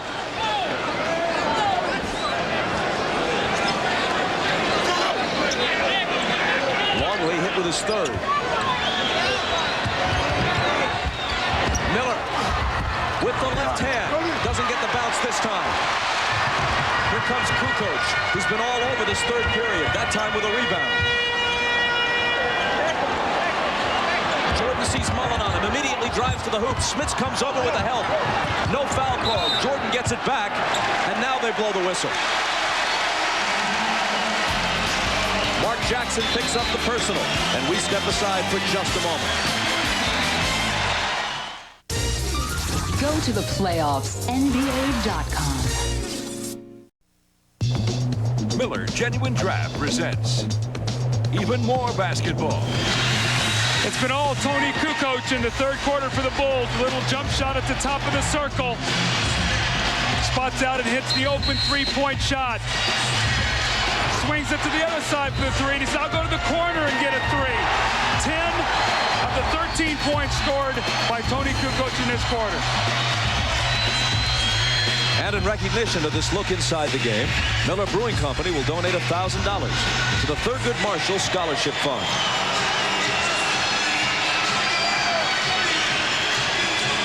Bob, he becomes so vital to their attack. When he scores, he just frees up so many things because now you can't focus so much on Michael Jordan. Dennis Rodman has been riding the bike down in the tunnel. He'll be back soon, we would guess. But not for Kukoc as long as he stays this high. Here's Pippen with the fadeaway. And Scottie Pippen nails it. Remember at the top of the game we said Michael Jordan can't win this game by himself. He needs help. Well, he's getting a lot of help today. 17 from Kukoc and 13 from Pippen. Miller on the drive. And a foul is called. It'll be Indiana ball from the side, giving us a chance to check in with Jim Gray. All right, thank you, Bob. Well, Larry Bird during that timeout told his guys, you're right there on the cusp. Keep playing at this pace. He's very pleased with the effort. Likes the offense now where guys are setting screens, creating open shots. Defensively, he says they won't continue to hit at this pace. Bob? The foul on Harper was his 2nd. Miller lobs for Smits, who's been rather quiet. Draws a double team, and Pippen, reaching in, picks up the foul. It's his third. So they got to get Smits involved right here. He's only taken 2 shots in this game, so they're trying to get him in the low post. You see Scottie Pippen come with the late double team, reaches in and gets called for the foul.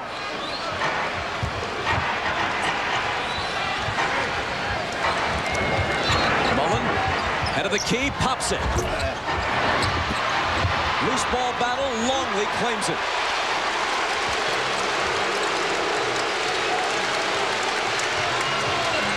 Jordan. Smits takes him on a switch. No matter. He shoots it anyway, but misses. Mullen out to Jackson. Miller returns it to Mark Jackson, who's guarded by Pippen. Smits against Longley. When Pippen comes over, Jackson is open, but fires it long. And Jordan is there to collect the carom.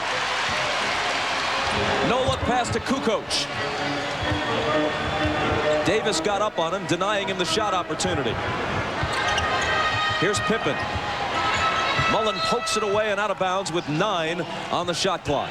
Luke Longley has been terrific in this game. He's pushed Smits off the block. You're not seeing the deep post position he got in Game 6. He's working so hard bouncing that ball. He's getting no rhythm. See, what they did in Game 6 that was effective, Doug, is they kept Smits on the move coming off the screens. Kukoc with the head fake. Cross court to Harper. His jumper. Spins out. Loose ball battle. It comes to Jackson. Mullen with a good look. But can't hit the 3. Jordan now says, let's slow it down a little bit. They move inside 5 minutes.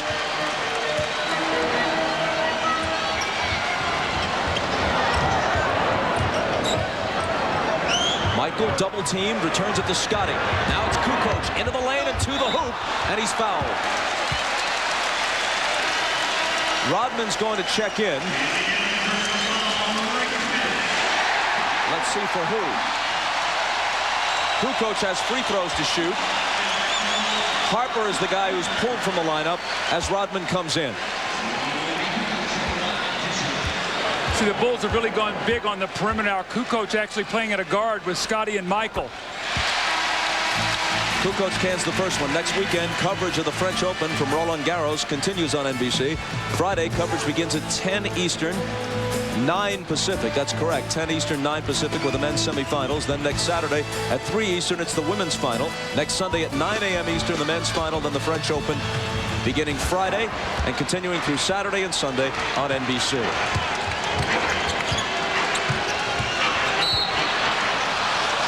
Dick Bavetta whistles play to a halt after Smits sat down with his 4th foul, and now Pippen picks up his 4th. The ball pressure today by Scottie Pippen is very reminiscent of the games 1 and 2. He's really working up the floor on Mark Jackson, making him use a lot of clock. And Bob, what you're seeing is he's trying to find out, Scottie Pippen, where Reggie Miller's coming off the screen and pushing Mark Jackson to the other side of the floor so he can't deliver him the ball. And you notice, Doug, when Scottie Pippen pressures Mark Jackson like that defensively, it usually struggles offensively. So let's make sure we take a look at that to see how Pippen plays down the stretch, to see if he's worn down any.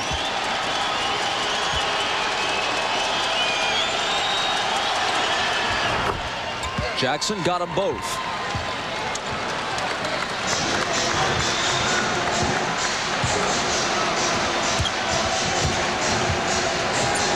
Pippen with Jackson on it. Scotty's jumper, no good. And the rebound grabbed by Antonio Davis.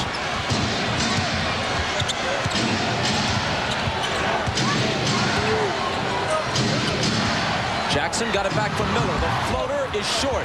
Antonio Davis crashing the boards. The ball out of bounds to Chicago. See, Luke Longley read Mark Jackson. He knows he likes to throw the floater to Davis coming over for the dunk. Luke Longley gave him the pump fake, gave him the up fake, made Jackson hesitate and shoot it short. Kukoc has it knocked away and stolen by Miller. Foot race for Jordan. Reggie is fouled by Michael, who reacts with a disgusted display, thrusting both arms into the air.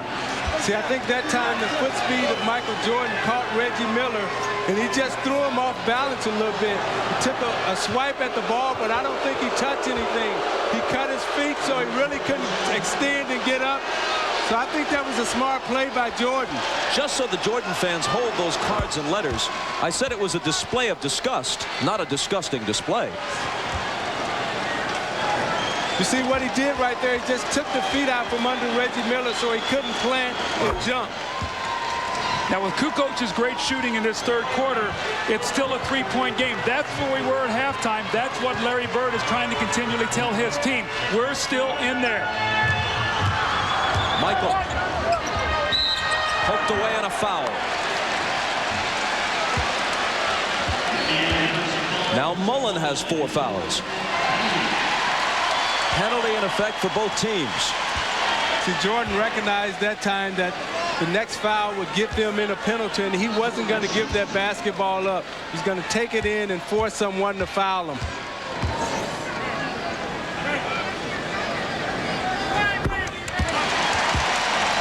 The free throw is his 18th point. Reggie Miller leads everyone with 22.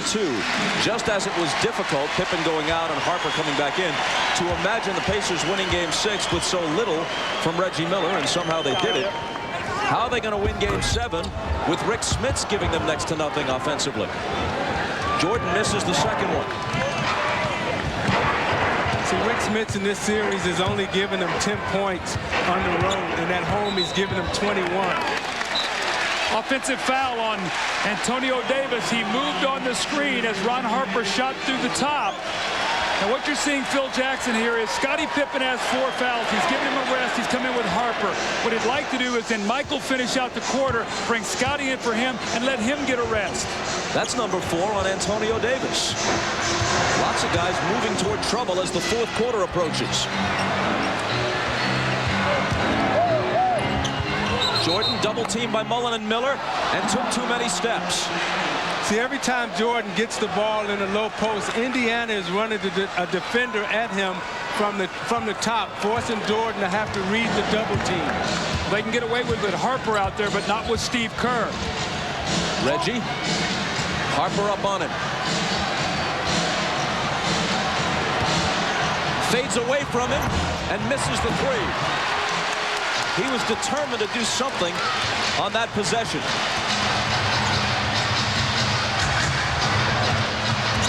Here is Jordan to Kukoc, who's been on fire and stays that way. 21 for Kukoc. And it's back up to 7.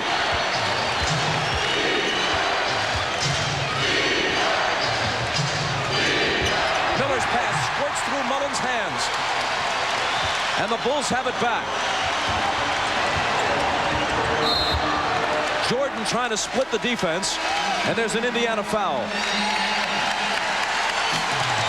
It's important for Chicago to get some cushion so you can rest Michael Jordan.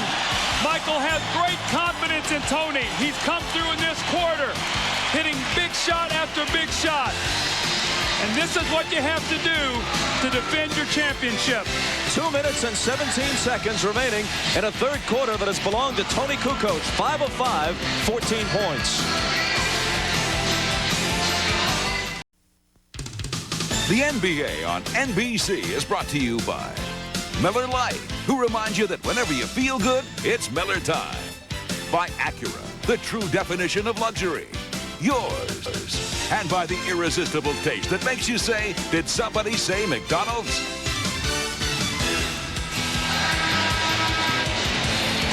Night falling over Chicago. The shot from the Goodyear Blimp Stars and Stripes provided by pilot Richard Daniels, and we thank him and the folks at Goodyear. Tony Kukoc has been so good today. Big third quarter. See 14 points, 21 for the game. And what he's done in this series, he got off to a slow start, only 2 for 11. But look at the series that's gone on, how he's picked up his play. Only 7 shots in Game 6 and 10 points. We talked about on the opening how important it was going to be for Michael Jordan to get some help.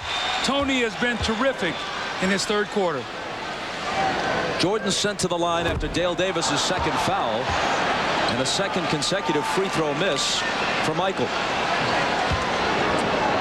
You can see the top 3 scorers for Chicago, what they've done today. The importance are Pippen and Kukoc. Look, they've combined for 34 points. And you know Michael now will be rested and ready for a strong finish if needed. And Doug, he's done an excellent job of passing out of the double teams. He's been double teamed in the low post 11 times, and each time he's made Indiana pay. Best is on the floor for Indiana. Kerr is guarding him for Chicago. Last 2 minutes of the third quarter now. 5 on the shot clock. Got to do something and got to do it quick. 3 seconds to shoot. Miller on the run. Rebound out of bounds. Rodman upset that he couldn't control it. And the Pacers will have another crack at it.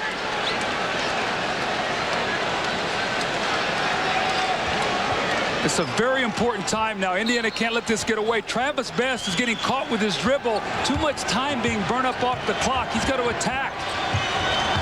Miller driving on Harper. Kukoc cuts him off. Nice pass inside to Dale Davis, who's wrapped up by Rodman.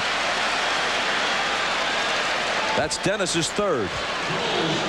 Next Saturday at 1 Eastern on NBC, Lisa Leslie, Dawn Staley, and college star Shamika Holdsclaw lead the USA at the Women's World Championships of Basketball in Berlin. That's next Saturday at 1 Eastern on NBC. Doug, I've noticed in this series that one of the reasons why Travis Best dribbles the ball so much is that he has a hard time passing off the dribble. Mark Jackson can pass off the dribble. John Stockton can pass off the dribble. But when Best makes the pass, he's got to pick it up and pass it with 2 hands. Dale Davis hits that one, making him 2 of 8 at the line tonight.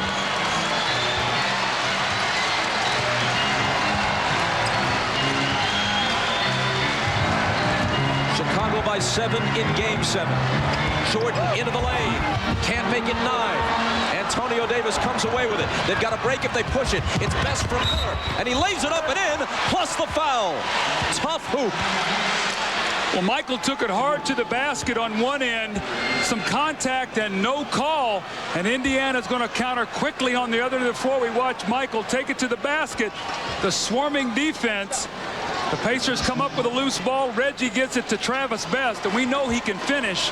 This is reminiscent of the finish of the third quarter he had the other night when they were down by 6 points, had a 7-0 finish to take a 1-point lead going into that fourth quarter of Game 6. He's been shooting 90-plus from the free throw line in the playoffs, but missed that one, failing to complete the three-point play.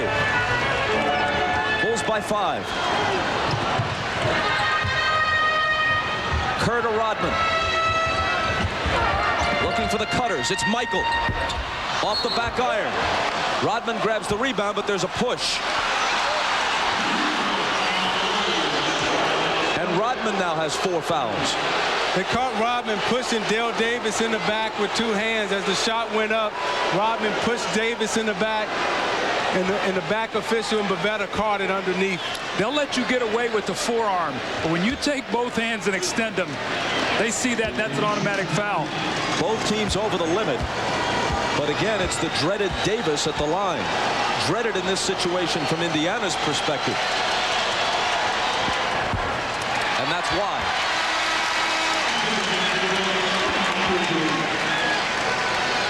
Scottie Pippen comes back in.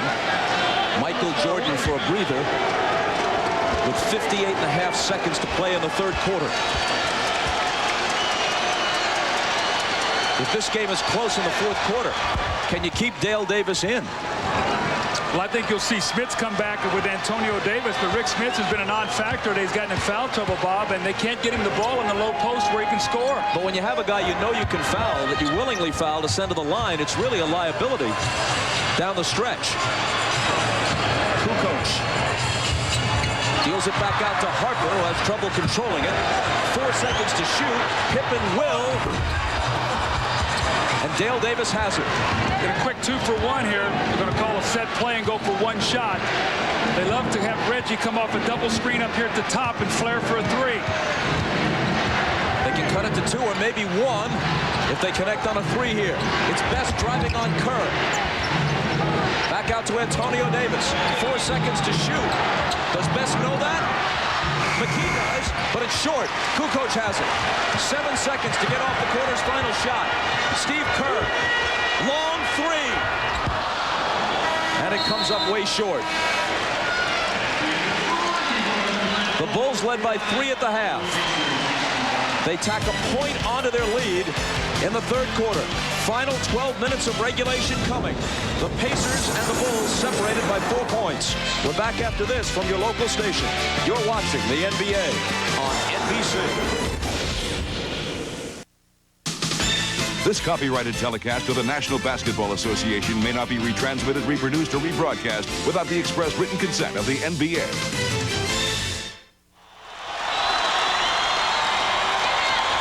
Ahmad Rashad back at the United Center. Now, the man that we're going to take a look at, his name is Gus Lett. He is Michael Jordan's confidant, his friend, and his father figure. Michael told me that since the passing of his father, Gus Lett has been the man that has stepped up into that role. Gus has been battling cancer, hasn't been out to come in games.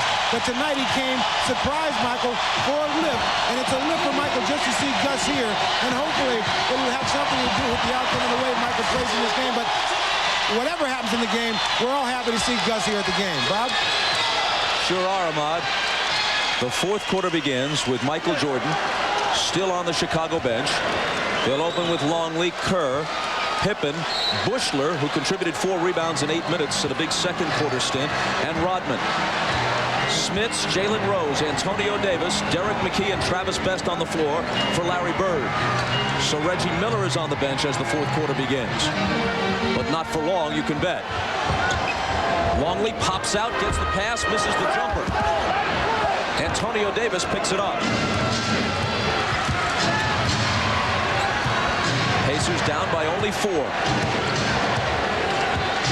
Without Tony Kukoc, where would the Bulls have been in that third quarter?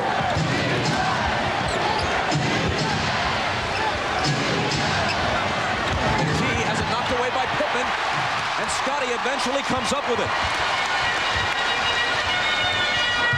Best went for the steal and got a piece of it, knocking it away from Kerr and into the hands of Antonio Davis. Now remember, this unit got very stationary in the second quarter, start posting up, got themselves in trouble. They got to move the ball. They get it inside to Antonio Davis, and he's fouled.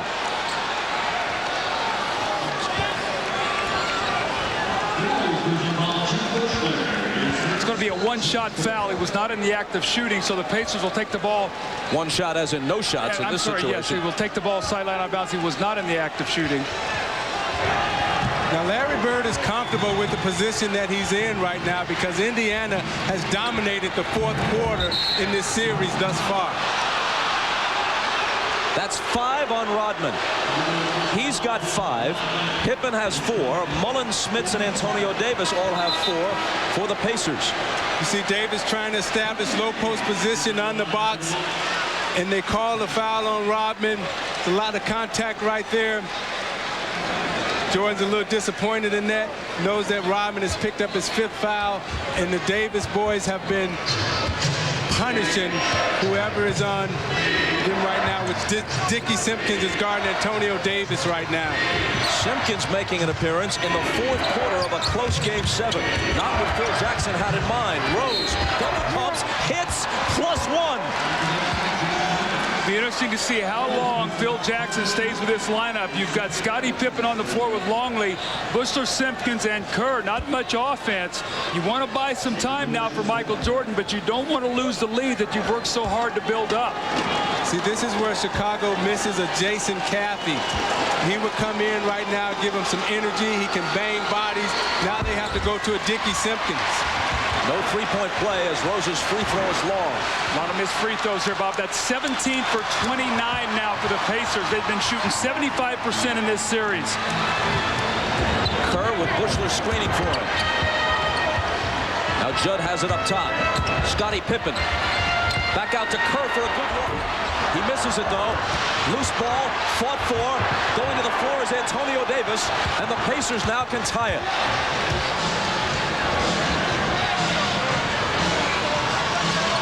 Bushler is on Rose. Around an Antonio Davis screen for the jump shot that evens the issue at 69.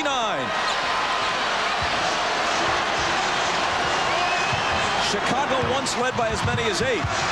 In the first half, Indiana was up 13. Who is going to score for the Bulls with this lineup?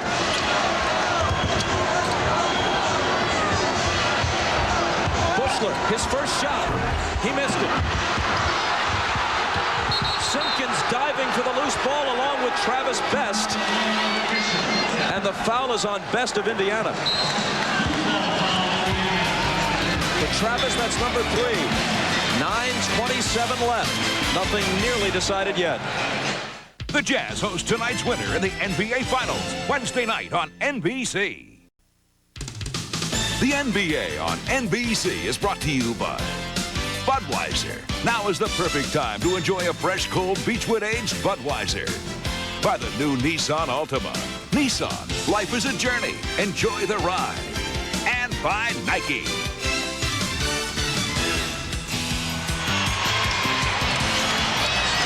We trust pilot Richard Daniels is enjoying this one from the Goodyear Blimp Stars and Stripes, and why not? Tied at 69, 9:27 left in the fourth. The Indiana Pacers are trying to join a small group of teams that have managed to come back from 0-2 deficits and win a best-of-7 series. Houston, along the way to championships in 94 and 95, did it in consecutive years. The Pacers also trying to be one of the few teams, especially in recent years, to win a Game 7 on the road.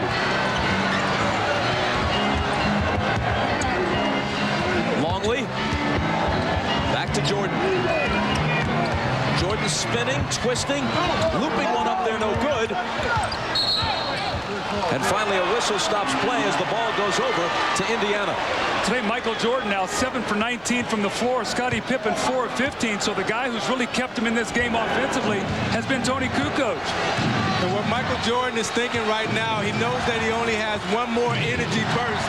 And when does he put it on? Did he put it on 7 minutes, 5 minutes, 4 minutes, 3 minutes? Kerr fouled Best, and for Kerr, that's 3. That's also 14 fouls, so the next one, the Pacers will be shooting the rest of the way. That could be an important stat as we close up this game. And the Pacers have only 1 team foul with 9 minutes left. Smits backing in on Kukoc for the jumper. It rolls around and drops home, plus you can tack a foul onto it. See, there's no resistance from Kukoc. Smits was able to get the ball back down, and as he spent into the lane, Kukoc reached in. You see him establish the position. Now he'll take 3 dribbles, get his feet together, and Kukoc reaches in, tries to slap down. Smits goes to the line for the possible 3-point play. Which he completes. Indiana's on an 11-0 run, and they lead it now by 3. Jordan, meanwhile, has missed his last 5 shots.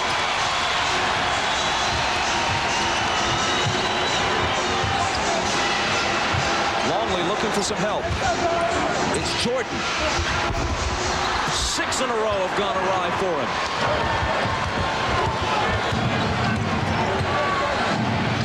Miller with Michael on it.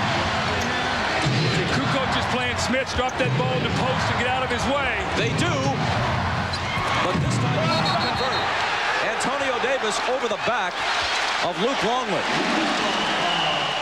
And that's 5 on Antonio as we go to Jim Gray. All right, Bob, during that last timeout, Larry Bird led his 2 assistants, Dick Harder and Rick Carlisle, talked the entire time. What Bird did is he drew eye contact with each guy who was going in the game, looked them each in the eye, said no words until the very end. He said, guys, this is what we're playing for. Bob? Kukoc to Jordan. The Bulls playing for a 6th title. Pacers playing for a first-ever trip to the finals. 7 misses in a row for Jordan, but not 8. Offensive rebound. You play the great initial defense. Remember what the first half was about, 15-1 on the offensive boards. Now, can Jordan keep this energy burst going for the next 7 minutes? Because he's decided to put it on right now. Plus, he's got to guard Miller, who swings it back to Smits. Driving on Kukoc. Contact, and the foul will go on Tony. Michael working so hard in the post, he fades away. He doesn't get a shot. He sort of short-armed that one. Longley tips the ball to Michael. Then you see the strong effort to finish it up. For the next 7 minutes and 37 seconds, the Pacers go to the line on any foul, including this one, with Smith shooting 2, trying to add to what is now a 1-point lead. It rattles in and out. Bob, the interesting thing to me, the last 3 possessions, Tony Kukoc has been playing Rick Smits. Longley's been doing such a great job, and Longley's not in foul trouble. He only has 3 fouls. And if the Pacers lose this game, they'll be able to go back and chart it right there at the free throw line. They survived a lot of missed free throws in their Game 6 win. We'll see what happens tonight. Jordan to the hoop. He'll come to the foul line after an explosion to the basket. He can't do that as often as he once did. He can't do it throughout the game, but when he needs to, the explosion is there. Bulls get Rick Smits involved in pick and roll. He can't jump out there to stop it. The Bulls know it. Look, he can't move his feet. He opens up, and he ushers Michael right to the basket for the dunk. So look for the Bulls now to get Rick Smits involved in as many plays as possible where he has to move his feet. And see, Doug, the great players have an understanding of the game and where to pick their spots and how long they can sustain that rush. Jordan with 24. The Bulls up by 1. Longley back on Smits. Smith shoots over him. And another chance for a 3-point play as Longley picks up his 4th foul. So you watch Smits fighting Longley in the low post. He gets his balance and he takes the dribble, makes Longley move. Longley gets the elbow extended, pushes him off. Dick Bavetta is underneath, blows it, gives him the possible 3-point play. Derek McKee in the game. Why is he in the game? A fresh defender on Michael Jordan.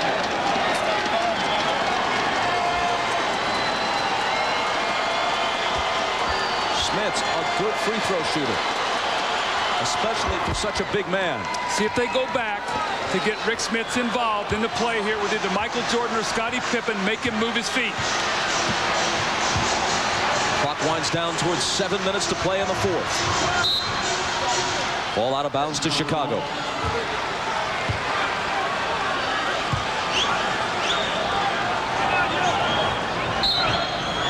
And the Bulls want to talk it over. They trail by 2 with 7 minutes and 3 seconds remaining in Game 7 of the Eastern Conference Finals.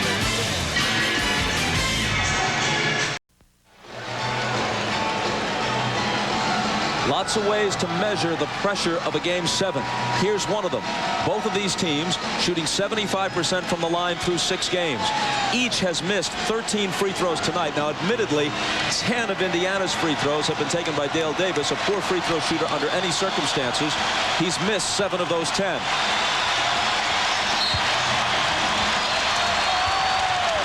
The Bulls look for the tying basket. Longley. Kerr for the lead. It isn't there. And a foul on Longley as he tries to take the rebound away from Antonio Davis, and now Longley has 5. This was a great set play the Bulls ran coming out of this timeout. They did it to set up Steve Kerr for a 3. It looked like he had an open look, but at the last moment, one of the Pacers closed in on him and got a hand up on his shot. The big men for both teams are in foul trouble. Smits and Antonio Davis with 5. Rodman and Longley each with 5. The Pacers have only 3 team fouls. They have 1 more to give. But the Bulls are over the limit, and Antonio Davis hits the first one. Now, Smits is in such an offensive groove right now that Indiana's going to keep going right back to him. 1 of 2, pretty much consistent with the way these teams have been shooting free throws with everything on the line in Game 7. Jordan knocked away by McKee and cleanly. 3 Pacers surround Michael, and a jump ball is called. You're in into Game 7. This ball goes loose on the floor. Every possession vital. You see the nice hands by McKee. Watch now the players go down on the floor. Michael trying to get it back. He's very fortunate he didn't hurt his right leg. You see him get bent underneath him there.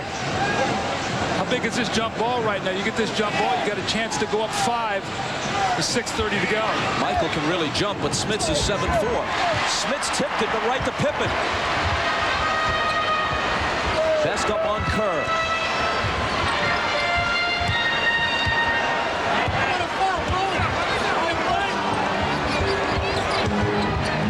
Michael, head fake on Smits, into the lane against 3 defenders. Can't put it down. Loose ball tipped out to Pippen. Kerr can tie it, and does.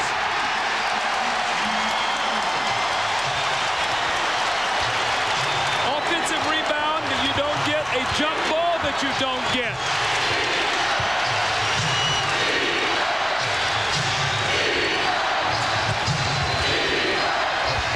Davis gives the Pacers the lead again. I don't think you're going to see any flopping fouls in this last 6 minutes. The referees are going to make you earn it now. Game 7, nothing's going to be easy. Well, that was a no call because Pippen was inside the dotted line area. Jordan to the hoop. And an Indiana foul. Michael will have to hit them both for the Bulls to draw even. Steve Kerr spotting up. He's been big today. This is his 11th point of the game. And that's a huge shot because you give up a jump ball and you also don't get an offensive rebound. And now the give and go, Tony Davis on the bank shot. And Zeke, a good call. He was in the dotted area. Now, Doug, Jordan turned on the Jets. 8 minutes to go. And let's see if he has enough to continue down the stretch because he's really going hard and they're really putting the body on him. Derek McKee committed his 3rd foul. Kukoc goes out. Rodman back in. These teams have played every other day now, dating back to Game 3 a week ago yesterday in Indianapolis. Now, both are veteran teams, but Indiana is deeper, and 2 of Indiana's key reserves, Rose and Best, are energetic young players. You have to believe that if fatigue hits anybody first, it would be Chicago. Tied at 79. 5.5 minutes to decide it. Utah awaits the winner. Michael's guarding Reggie now. That's going to be more energy he's going to burn. Best trying to drive on Kerr, pushed off of him for an offensive foul. And now Best has 4. Yeah, see, Best was trying to turn that corner. Smits had his man sealed. Best was trying to turn the corner, and he used that forearm just to push Kerr off. One of the things we've not seen in the last couple Pacer wins is Mark Jackson in the 4th quarter. It's been the Travis Best show. Today, Larry Bird is coming back with Mark Jackson, the more veteran player. The veteran player, and he also poses the mismatch for Kerr because he can bag Kerr into the post. Michael from Kukoc. Bounce pass to Longley. It won't go. Miller with Pippen battling, and Scotty comes away with it.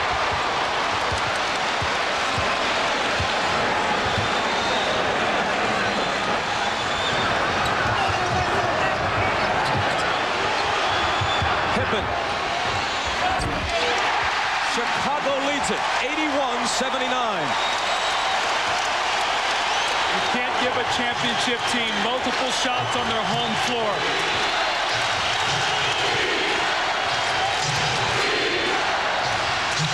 Derek McKee slides to the foul line. 10 on the shot clock. Looking for Smits, who goes to the floor to try to recover it, but his saving pass is stolen by Kukoc.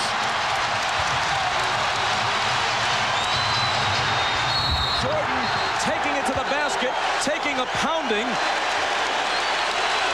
Players spilling all over the floor, and Jordan coming to the free throw line. The offensive rebound by Scottie Pippen. Reggie Miller's got to come up with this ball. It's a critical play. And what does it lead to? It leads to Scottie Pippen off the little stagger screen and the open jump shot.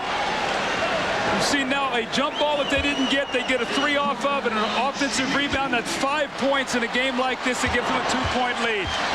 With Mark Jackson back into the game, Doug, they're taking the ball out of his hands, forcing Derek McKee to handle the basketball. Even Jordan isn't immune to the poor free throw shooting in this game. The foul on McKee was his 4th. Bulls are thinking defense right now. They take Kukoc out and Kerr out. Their 2 best perimeter shooters, they come in with Rodman and Harper. Now what that means, Bob, is on the offensive end of the floor, you can give more help and make Harper make a shot.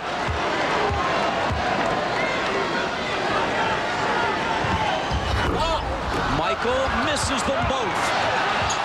8 of 13 at the line. Is fatigue a factor? Now, if you mark Jackson right now, you got to keep your dribble. You can't give up on your dribble. Smits can't hit the hook. Longley protects the rebound. There's a nice pass to Smits right off the dribble.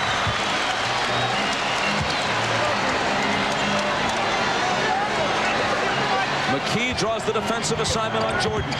Smits coming over with help. 5 on the shot clock. Michael dumps it off to an open Longley. And the Bulls have a little bit of breathing room. Ahead by 4.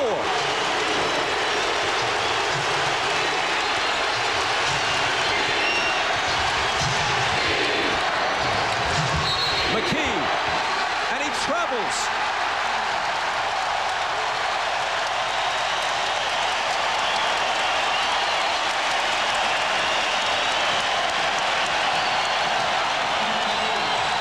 Timeout with 3:16 left.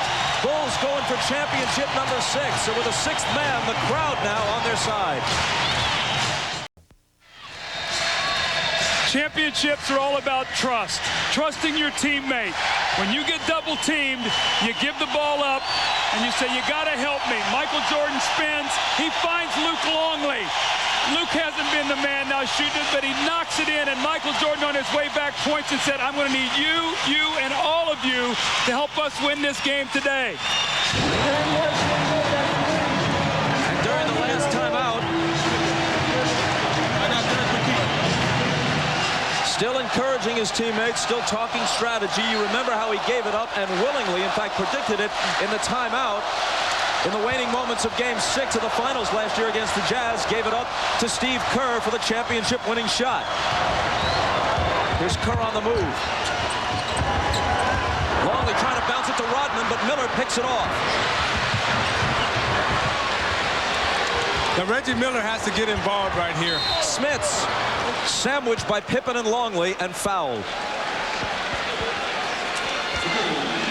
Tonight on NBC's Dateline Sunday, a shipwreck leaves millions in gold lost for over a century. Can the man who dedicated his life searching for it find it? We'll find out later tonight on Dateline. That follows the game. Scottie Pippen just picked up his 5th.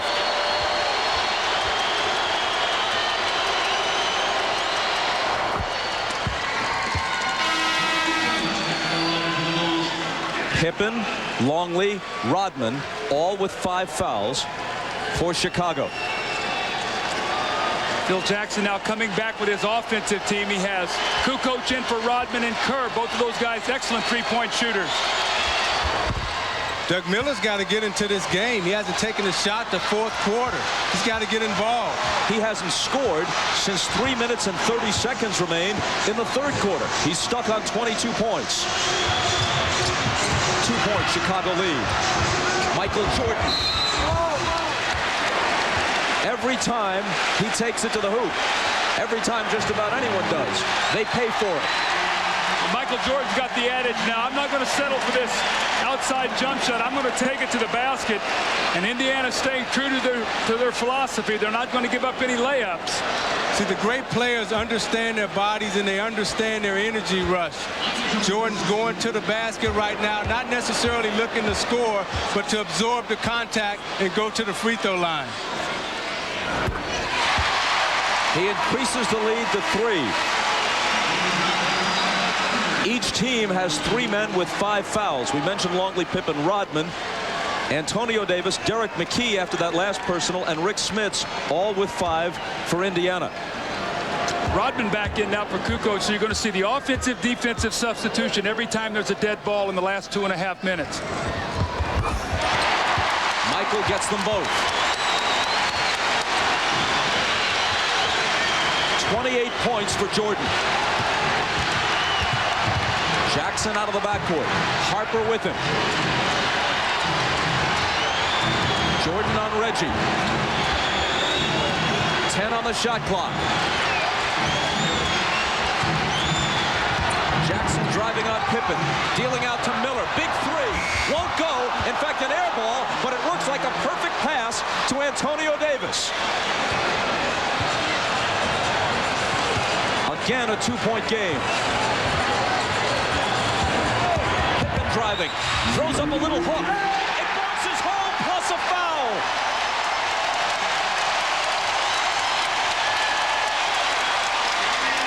Reggie Miller right here got caught up on the screen, and he pushed Antonio Davis into a foul. And Davis has fouled out.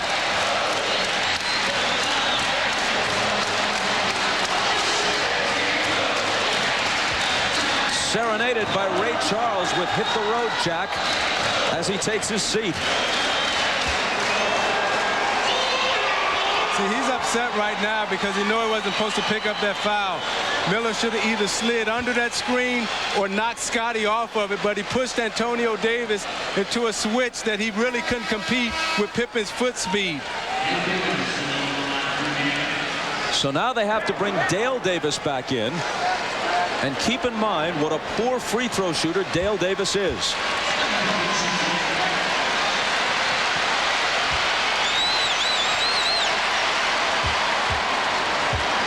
Pippen trying to take the lead to 5, which he cannot do. But Jordan out-battles 2 Pacers for the rebound. And now he'll take some time off the clock. Michael's going to open the court here and attack.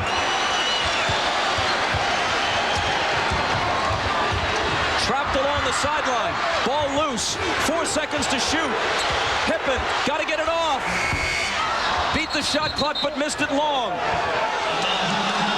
And the ball went over the top of the backboard as it caromed off the rim, and so the ball is given to the Pacers out of bounds. See, Bob, what happened, though, that offensive rebound gave the Bulls 24 more seconds to burn up off the clock. They're going to run a curl and try to post Rick Smits. They look for Smits, and Harper deflects it and comes up with the steal.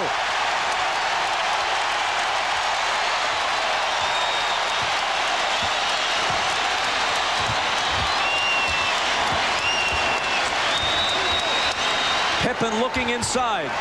The Indiana defense in the half-court set is tough. 5 on the shot clock. Michael against McKee. Lets it go.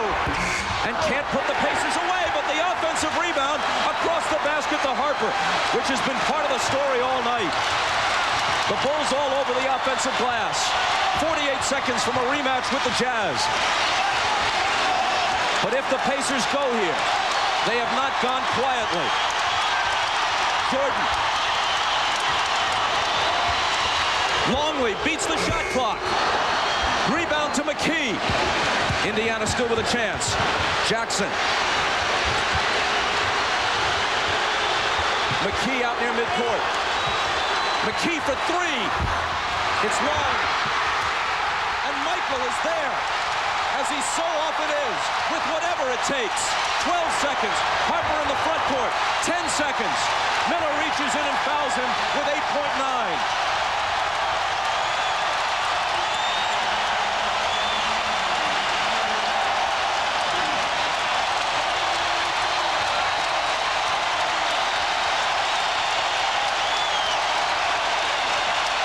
It appears the Bulls will survive the Pacers. But what Michael Jordan termed a bump in the road was anything but. It was a mountain to climb.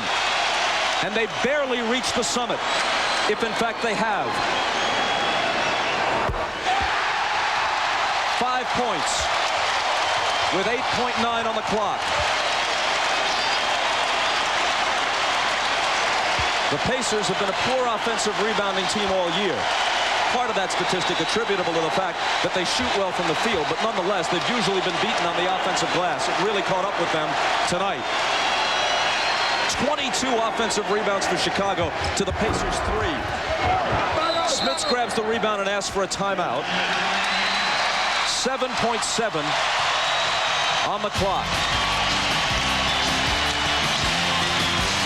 Back to the United Center after this. Indiana has shot 50% tonight. Chicago only 38%. But because of the disparity on the offensive glass, Chicago has taken 22 more shots than the Pacers. In fact, Indiana has hoisted up only 54 shots. The NBA playoff record low since the advent of the shot clock is 53.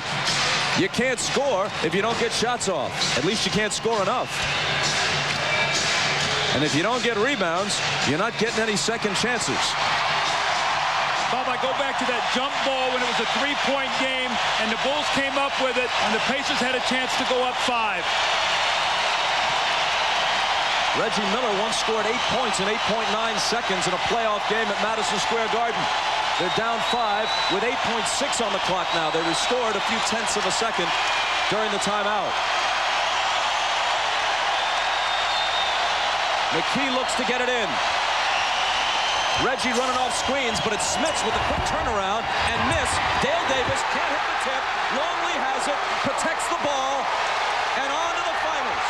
For the 6th time in 8 years, go the Chicago Bulls.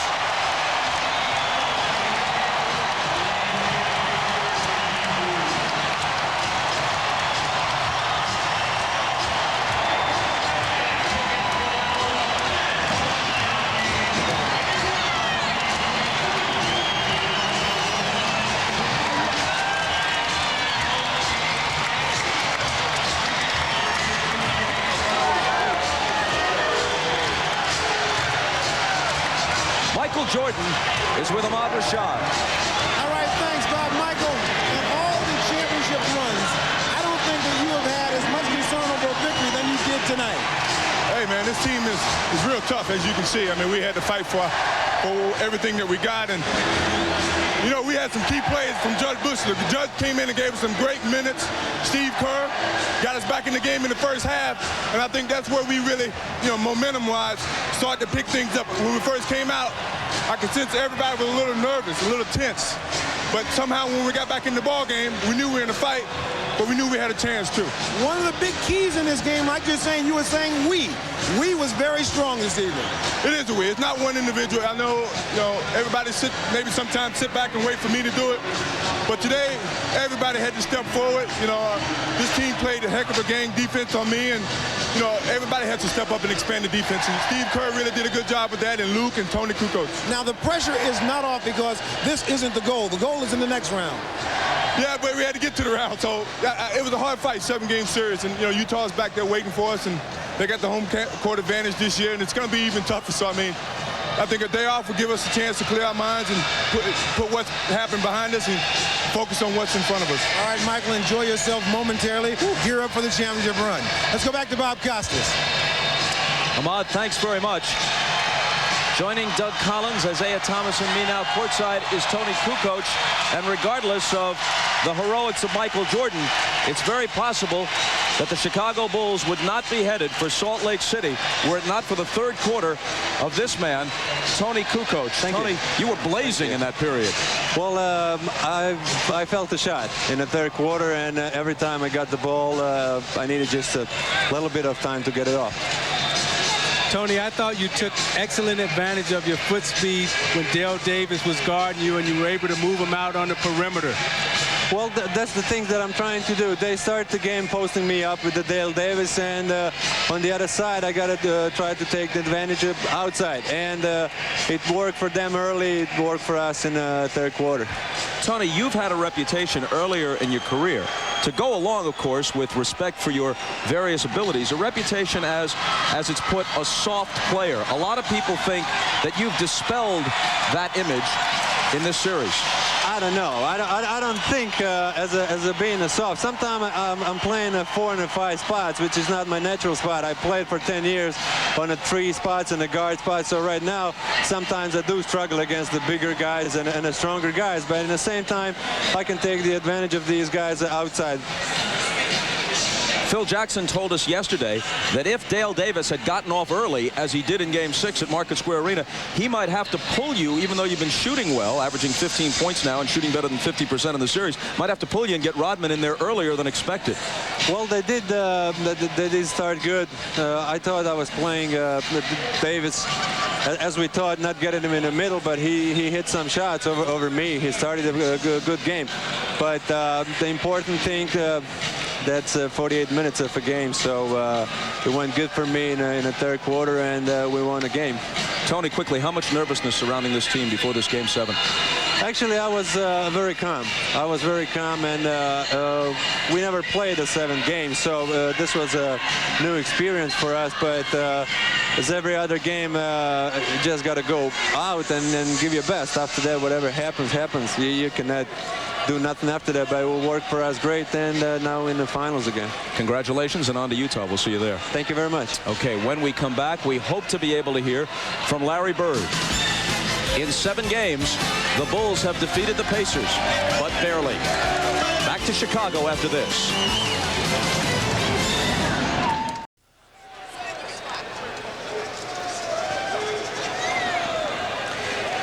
So the home team wins every game of this best-of-7 set between the Bulls and the Pacers. It'll be Utah that'll have home court advantage this time in the finals, so the Bulls will have to win at least once on the road if they hope to become a 2-time three-peat champion and win their 6th in a row overall. Last year, the Bulls won in 6, but look how close all the numbers were, and except for Game 2 here at the United Center, 3 defeats suffered by the Jazz were all very close, essentially in Chicago's final possession. Let's take a look at some of it, and I'm sure most of you remember almost all of it. Game 1 ended with Michael Jordan besting Karl Malone and the Jazz with this jumper. Bryon Russell trying to defend him one-on-one, and Michael wins it at the buzzer. Down 0-2 coming home. Stockton to Malone was the remedy, and the Jazz won a couple in a row, evened it at 2. Then in Game 5, Michael, with a fever, suffering from a virus, feeling terrible, somehow comes through with 38 points. They take a 3-2 lead home, and then it's Steve Kerr when they chose to double Michael. Michael found Kerr, and Kerr hits the championship-winning basket at the end of Game 6. Malone is denied, and Chicago wins its 5th championship. This year, the Jazz convinced that they can play with the Bulls, beat them in their only 2 meetings, once here and once at the Delta Center, almost identical scores. So you have to believe that with home court advantage, with 9 days of rest, with the knowledge that they were so close last year in the finals and beat them both times this year, that the Utah Jazz enter the final as confident as you can possibly be against the 5-time champion Chicago Bulls. This is the schedule beginning Wednesday, the 3rd of June at the Delta Center.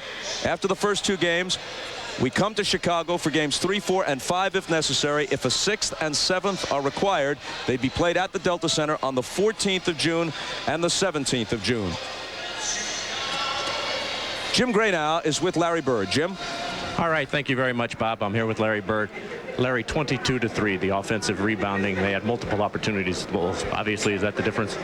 Well, that plus we got in early foul trouble, a lot of whistles early, and put us behind the 8 ball, and we just didn't do the things necessary to win the game. We had them right where we wanted. We wanted to stay close, and just knew that Smiths or Reggie would come through for us, but you know, there's just not much we can do when they beat us on the boards like that. Larry, you'd said before the games that you weren't into moral victories. What did you tell your team right there? Well, they're good enough to beat Chicago. I knew that all year long. I knew we had a great opportunity to win this whole thing, and they started to believe in it in the last couple weeks. And even though Chicago blew us out here in Game 5, I knew they was going to bounce back, and I knew it was going to go to 7. It's just if we just stay tough enough to get through that one game. The missed free throws, is that going to bother you all summer? Well, we practice our free throws every day. Guys shoot a number of free throws every day of practice, and some days they just don't go in. In a game like this, yeah, it kills you, but the offensive boards they got and the turnovers we had late in the game really hurt us. Do you feel as though now that the Bulls are very vulnerable against Utah? Well, I don't care. They beat us, and I felt we had a great opportunity to defeat them. I knew at the end of the game, if Michael got the ball, he's just going to drive in the middle every time to get the calls, and he got them, and it really hurt us. Larry, we appreciate you coming out. Thank you. All right, Bob, let's send it back out to you. Jim, thanks. Prior to this series, the Pacers may not have had much of a national identity, but they always meant a whole lot in the basketball mad state of Indiana with their 3 ABA championships. Now they have something of a national profile, and in a sense what they did here, although they came up just short, what they did here was for Mel Daniels and the late Roger Brown and Freddie Lewis and Bob Nedelicki and George McGinnis and all those folks who wore the Pacer uniform with pride, whether it was a brown ball or a red, white, and blue ball.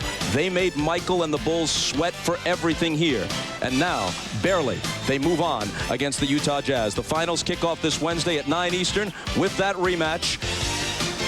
And we hope you'll be with us. Coming up next, except for those of you on the West Coast, it's Dateline Sunday. A shipwreck leaves millions in gold lost for over a century. Can the man who dedicated his life searching for it ultimately find it? That's Dateline Sunday next. For Isiah Thomas, Doug Collins, Ahmad, Rashad, and Jim Gray, I'm Bob Costas. This has been the NBA on NBC.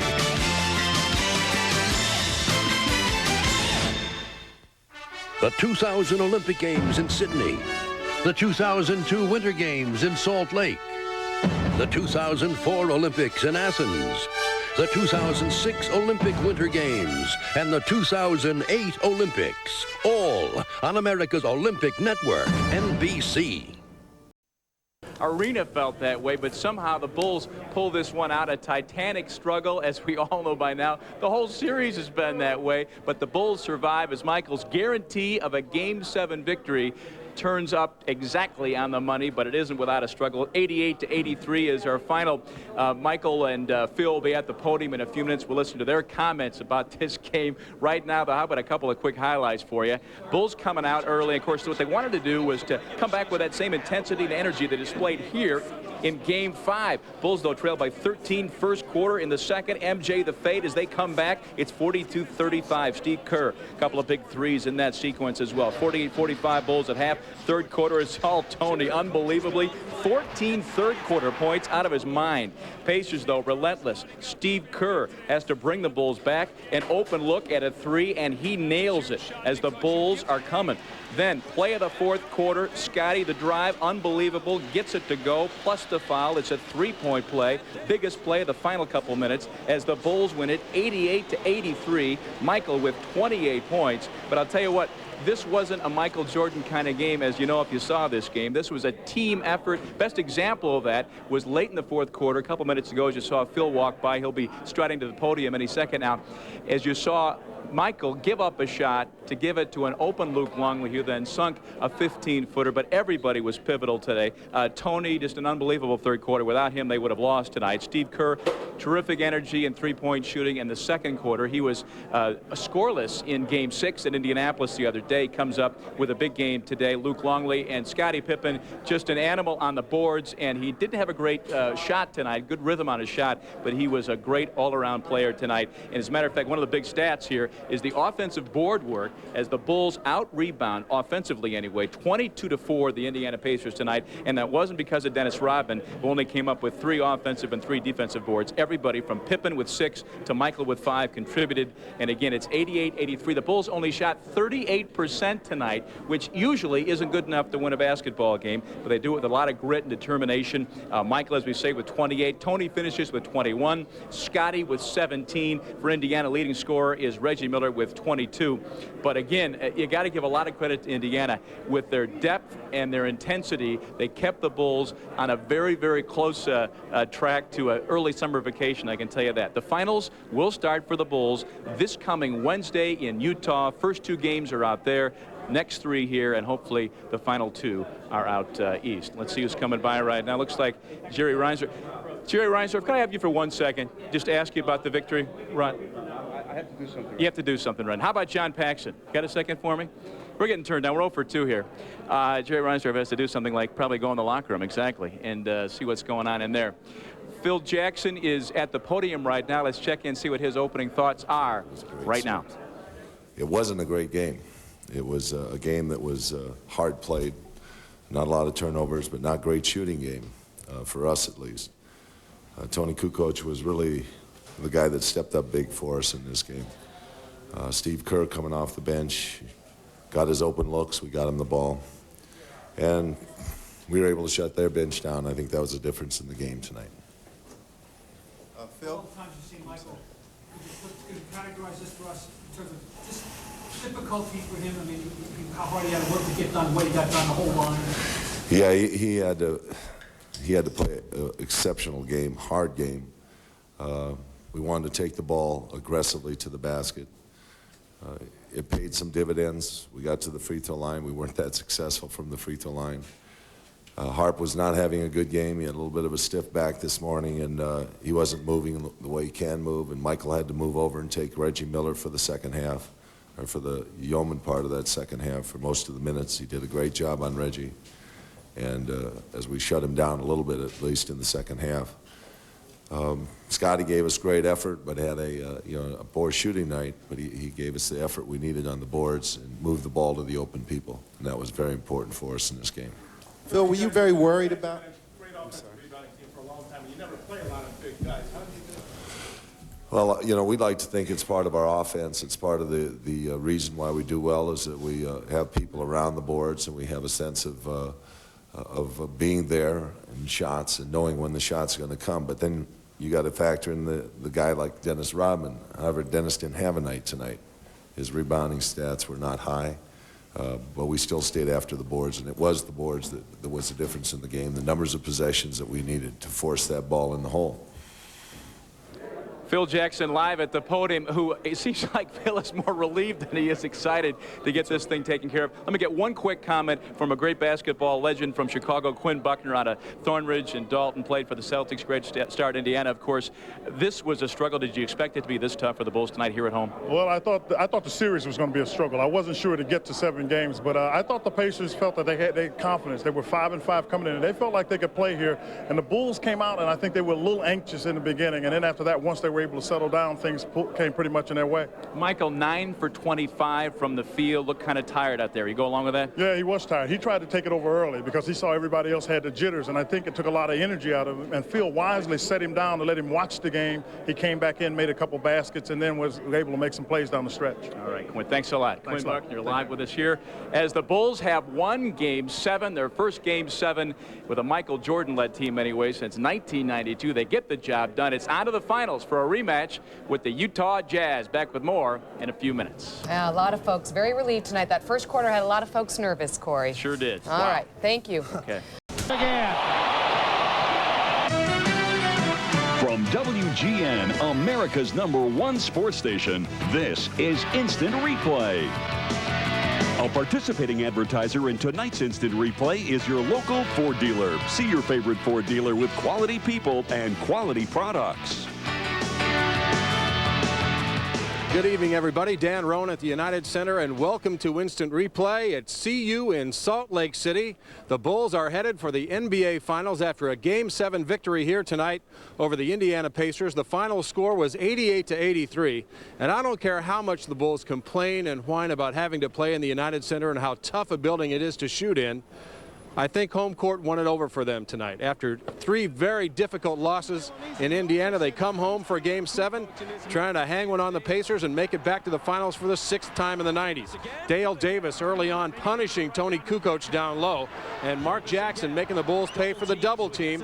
A 20-7 Indiana lead. The Bulls asleep at the wheel on offense, but guess who woke them up? Having a tough series, but a big shot here, Steve Kerr for 3. And the Bulls' comeback was underway. Then Michael on the boards as the Bulls punished the Pacers on the glass. 17-4 in the second quarter alone. 48-45 Chicago at halftime. Then Tony Kukoc, a perfect game in the third quarter. 5 out of 5, 3 threes. The lead went to 8, but just like games 3, 4, and 6 in Indianapolis, the Bulls faltered. Travis Best and a foul. Pacers had a 3-point lead and the ball in the fourth quarter. But Michael taken over. Down the lane, over Smits for the dunk. The game was tied at 73. And then with Indiana ahead by 3, Kerr spotting up again. Tie game at 77. Luke Longley, a tough night for the Bulls. Only 1 basket, but it was huge. From Jordan on the baseline, Bulls take a 4-point lead late in the game. And then inside 2 minutes left, Scottie Pippen wheeling down the baseline and a foul. 87-83 Chicago, the final basket of the game. And again, the final score, 88-83. The Bulls win the series 4-3, and it's on to Salt Lake City to begin the NBA Finals Wednesday night. And Bill Winnington just out of the shower and all dressed up for his trip to the finals, joining us now. Oh, yeah. I know you weren't nervous, were you? Oh, just a little bit there at the end. Just a little. Boy, what a tough game. And again, the crowd got into it some there at the end, Bill. And I think really played a factor for one of the few times this season. Oh, yeah, they definitely did. And when the crowd gets that much energy going, it really gives the players on the court a lift. And as you know, we had a lot of guys tonight that have to play a lot of minutes. And when it's that loud, that much energy in the building, it helps out tremendously. It really does. But ultimately, this game was won, I think, on the boards. 50-34 advantage when it was all said and done, and 17-4 there in the second quarter when you guys made the comeback from way down. Yeah, the guys that we really had to concentrate on that. Dale Davis and Antoine Davis are good rebounders, and they do real well, and we concentrate on them. You know, you look at Dennis Rodman, he didn't have a lot of rebounds tonight, but the rebounds were really spread out well. Scottie Pippen got a lot. Luke Longley got some big rebounds for us in the stretch, and it was a great rebounding effort for us. Let's take a look at that fast start that the Pacers got off to tonight. They were ahead 20-7. What was the problem here? They're going down low and got a lot of stuff inside, a lot of good looks. Well, that was a good look. We fronted Rick Smits inside, and Tony came over to help, and we didn't have anyone come down to help his man, Tony's man, and Dell got an easy basket right there. And again, Rick Smits wasn't fronted there, got the ball in the post, and you know, he's just been shooting the ball really well all series. And then there's Mark Jackson off the feed from the low post where Scotty's been helping out, so he's been hitting shots all series also. You guys were kind of in a no-win situation there, trying to double down deep on Smits or Dale Davis, because every time you did it, somebody outside would burn you. Michael came in the locker room after the game and said they're going to start running a lot of plays for Dell next year, because he was unconscious. He played really well in this series and scored a lot of points for him in the post, and it punished us because we had to go down and help out. And then they have great shooters on the outside. Mark Jackson, who's not known for his three-point shooting but can hit them, hit just about everyone he took this series, and obviously Reggie Miller, the last play you saw there, did real well also. Well, Travis Best was only Travis good tonight, or maybe even Travis average. He just had the one basket, so Jackson was the guy who did it for them from the point.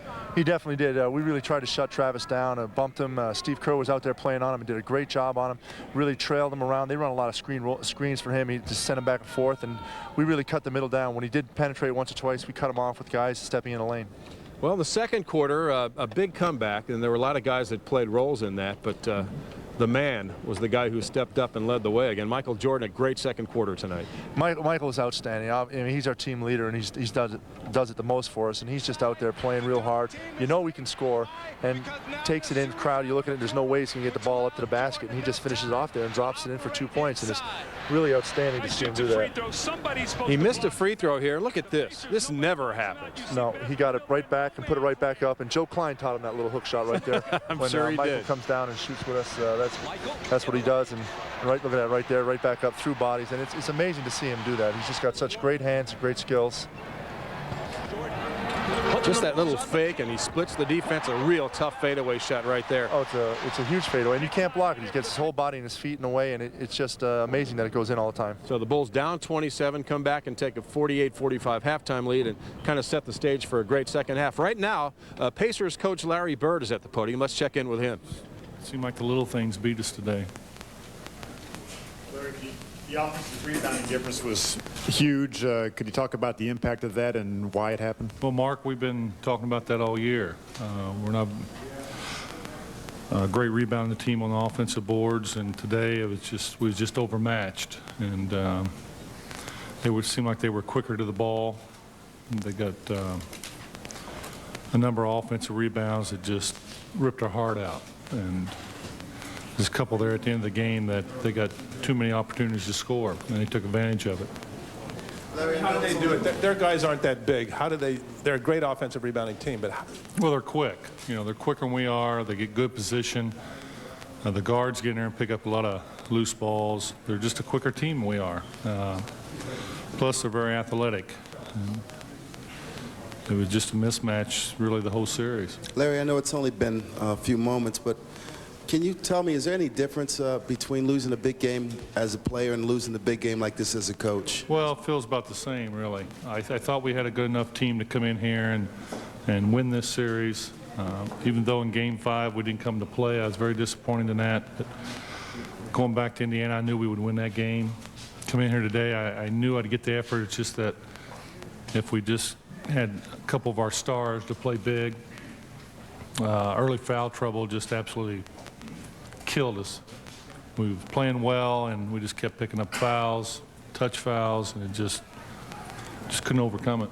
Although Mike almost had a triple-double, does it bother you? Well, Larry Bird with some comments there to the media in the press room. And Bill, the officiating was interesting tonight. They had a good crew in here. They had Hugh Evans, Dick Bavetta, and Jack Nees to work the game, and they weren't letting anything go. No, there was a lot of fouls that hadn't been called in previous games, and it may have been a little bit to our advantage because they're aggressive defense. They were crashing the boards, they're going over guys' backs and setting hard picks all the time, and they made a lot of those calls tonight. They really did. Again, 48-45 at halftime.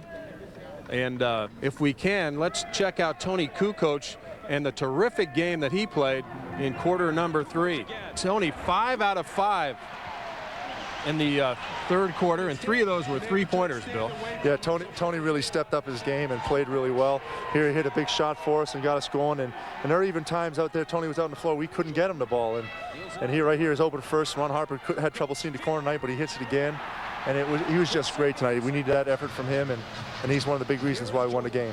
There's Michael with the look, and there is no question, and we've seen this all season long, that when Tony Kukoc catches the ball and shoots it, without thinking about where he is on the floor or what's going to happen next, it almost invariably goes in. Oh, it goes in, and he definitely gets in that mode where he's not thinking about anything and he's just shooting the ball. And tonight it was just smooth, and you could tell as soon as they left his hand they were going to go in the basket too. It's one of those things where you just know it's going to go in. Tony winds up tonight with 21 points, second only to Michael's 28, as the Bulls win it 88-83. Much more coming up on Instant Replay from the United Center. More highlights and post-game from this big 7-game victory right after this.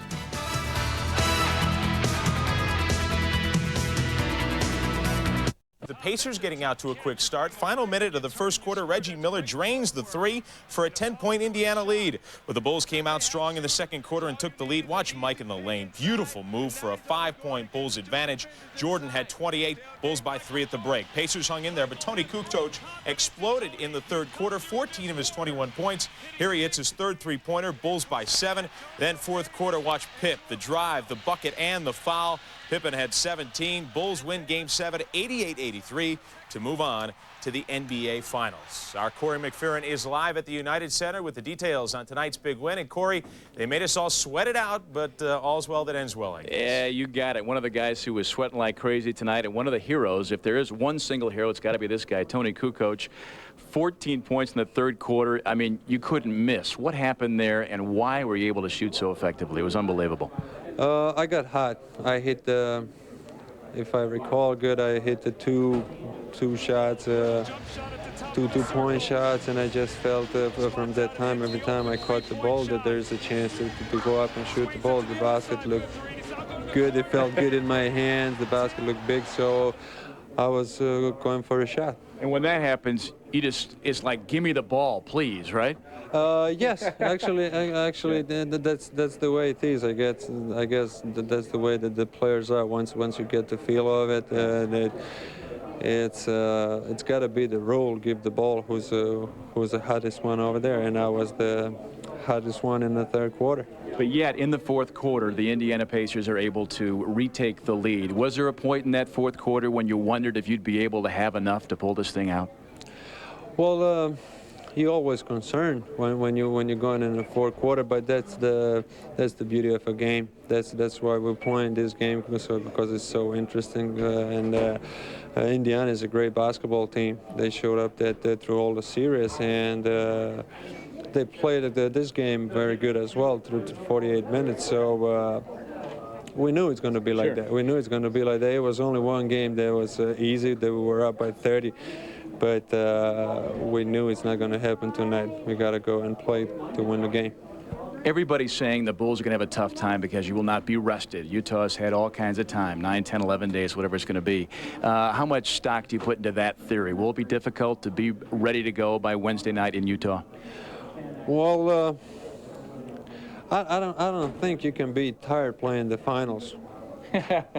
I mean, each team played through all season, and I don't think that the 10 days of rest can be the point of somebody losing the finals or not.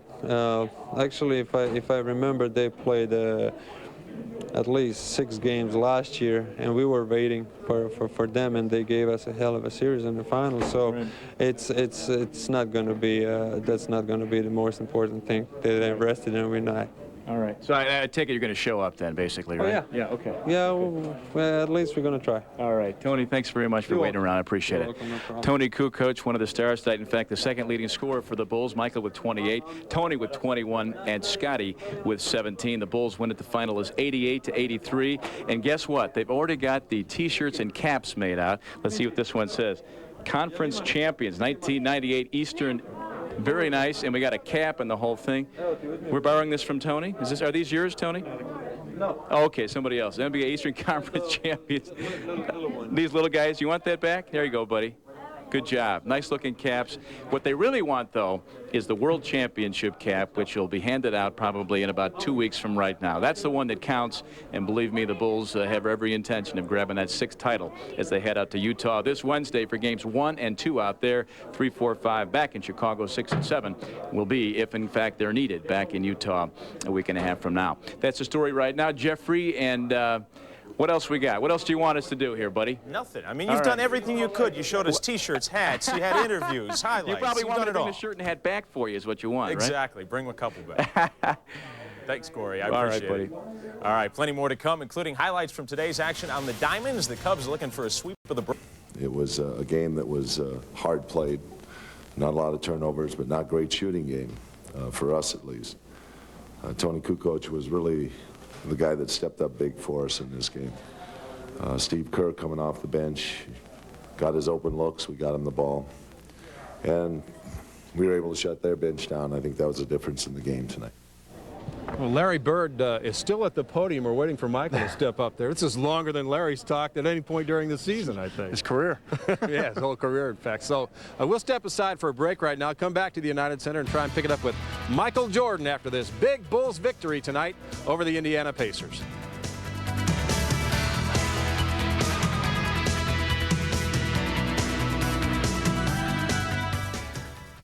In Chicago today, namely baseball. And that, you know, we just needed to get a little bit of the momentum to work in our favor. We realized that this is our home court, and somehow we were going to be able to get the momentum back. Scotty, the shots that you did hit towards the end, including the one you got. All right, against... This was a very tough series. This is probably the toughest series throughout my whole career and all the playoff games. You know, really having the pressure and, you know, being in a situation of a Game 7 and, you know, expected to win. This was a very tough series. They gave us everything that we could ask for. It was a very enjoyable series, I can say that, you know, compared to some of the other series that we've been in the past with the Knicks and a lot of altercations. This was a very clean-cut, hard-working, both teams gave their best, and, you know, I can't say that the best team won, but we were able to come out on top. Why can't you say that the best team won? You know, Bill, I think you could say the best team won. I'd like to think the best team won. I think it did, and now it's on to Utah to take on the Jazz. Real quick, your perspective on what's going to happen out there. It's going to be another tough series, and obviously we're going to have to win 1 or 2 on the road, and we'd like to start off right away with winning one of the first 2 out there and make the rest of the series easier on us. All right. Hey, thanks for coming by. Congratulations. You're making history. Dan, thanks a lot. Bulls headed to the finals for the 6th time in the 90s. They'll take on the Jazz beginning Wednesday night in Salt Lake City. Our coverage begins tomorrow night, so don't miss it all week long and all finals long here on WGN. For Bill Winnington, Dan Roan saying good night from the United Center. The Bulls win it 88-83. A participating advertiser in tonight's instant replay is your local Ford dealer. See your favorite Ford dealer with quality people and quality products. Jordan ties the game at 28 with his 5,764th career playoff point to pass Kareem Abdul-Jabbar as the all-time playoff scorer. Bulls up 48-45 at the half. Tony Kukoc, 5 of 5 in the third quarter, 14 points in that quarter alone, and that made his pickup from Croatia worthwhile right there. Michael Jordan with a beautiful run as he makes the slam. The Pacers had an 11-0 run to make it tight, but Scottie Pippen managed to get the baskets when the Bulls needed them the most. They won the game 88-83, and now it's on to the NBA Finals in Utah. I never thought about it. I never considered it, and once the game was on, it was just straight ahead until the end. I thought this was going to go down to another last shot game, and unfortunately we got a few rebounds and we got a few breaks and made some big defensive stops down the stretch. Well, the key to the series, the Bulls out-rebounding Indiana on the offensive boards 22-4. It was huge. Neither team could shoot free throws, but that was beside the point. Let's go down to Howard Sudbury now, who's live next to the locker room. Howard? All right, Tim, I think everybody's going to leave this building exhausted tonight, and that includes the fans that watched this basketball game, the 7th game that the Bulls prevail in. You mentioned the key stat, the Bulls 22-4 on the offensive board. That's why they were able to overcome 38% shooting from the field. The fans, were they nervous? Obviously they were, but so were some of the players. Here's Steve Kerr. Were you ever worried at all in the fourth quarter? Come on, you kidding? I'd like to say that there was never a doubt, but there was a doubt the entire way. I mean, these guys are a great team. I mean, unbelievable team, just, you know, deep and competitive and great shooters, and boy, we had our hands full, and we're lucky to survive. Were you and the guys feeling any doubts in the fourth quarter early on? They get up by 4 or so. Well, I'm going to let you to guess that when you're down by 3, what, 4 or 5 minutes to go. I mean, but they are a great basketball team. You got to give them all the credit that they play all the games hard. All right, nobody should ever question Tony Kukoc's heart again. He was terrific in that third quarter as he knocked down those big shots and got the Bulls going, and they prevail in the end, and now it's on to Utah. More postgame coming up in sports. Back out to you on the floor, Tim. All right, Howard, we've got a lot of exciting coverage still ahead. Jay, we'll toss it back to you, and we'll see you in a few minutes in sports. Okay, Tim, thanks very much. What a game. Judd Bushler helping too, I think. Yes, indeed. Everybody came off the bench and actually contributed quite a bit. Okay, Tim, thanks. We'll see you a little bit later. Sarah? Jay, United Center fans helped cheer the Bulls to a win, their emotion at times becoming an element of the game. However, going into tonight's game, there's no denying they were biting those fingernails. But in the end tonight, fans leaving the United Center had that familiar chip on their shoulders. News 2 Chicago's Jeff Morrell is live at the UC with their story. Jeff, I think this is how the fans like to see their Bulls. Yeah, Sarah, it's amazing how much Bulls fans, how much stock they put into Michael Jordan's Joe Namath-like prediction they would prevail tonight as they came pouring out of the United Center after the victory tonight. We have some video I think we can show you of that. They were jubilant, as you can expect, and everyone I talked to a person, told me they never doubted the Bulls would ultimately prevail tonight. At least that was their public posturing, but you could tell by the look on their faces that inside they were greatly relieved to have survived such a close and sometimes very ugly Game 7. Michael makes a promise, you know he's gonna fulfill that promise. Great victory, great game, great celebration. I knew we was gonna win the game. Number one. You knew it. Number one, I knew it. How'd you know it? All the way. Defense, offense, Michael J., Dennis Rodman, Scottie Pippen, that's all we need. When the going gets tough, the tough get going, and they're tough. They had the experience. They know what they're doing. They're going. It was a very tough game, but I knew we would prevail. And how'd you know? How did I know? We're in the best team in the NBA, and I know Michael wants to come back, and the only way to bring him back, as Jerry said, we got to win that championship now, boys. Yeah, the way Bulls fans are talking, you would have think they have already won this 6th championship, but of course a well-rested Utah team awaits, and when I started talking to people about what kind of matchup that presents, most were ultra confident again, saying that despite the fact the Jazz are well-rested, the Bulls will once again prevail. We will have to see if they are as good as prognosticators as Michael Jordan was this evening. Live at the United Center, I'm Jeff Morrell, News 2 Chicago. Sarah, Jay, back to you. Lots of adrenaline flowing. Thanks, Jeff. A lot of stars in this game, but of course the biggest one of all, Michael Jordan, who is right now speaking with reporters at the United Center. Let's see what he has to say. Win, you know, and whatever it takes to win. If that means shooting 38% and 59% and out rebounding this team, you know, on the boards and controlling, you know, the defense, you know, that's what it took. You know, that's all that matters. You know, I'm pretty sure people are going to say, well, I heard a question just a few minutes ago, is some of the swagger about the championship team gone, lost in this series? Probably. No one's taken anything away from us thus far, you know, so we still have what we have and still have an opportunity to maintain.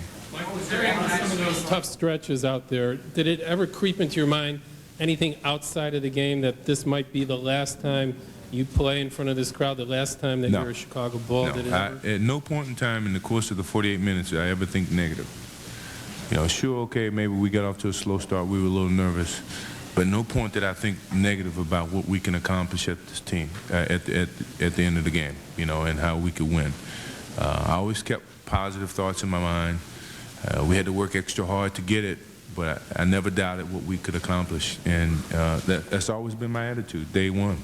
Michael, what was your halftime? Obviously, Michael Jordan very happy tonight after the victory that he virtually guaranteed on Friday night and again yesterday. We'll be going back for Michael and more at the UC as well.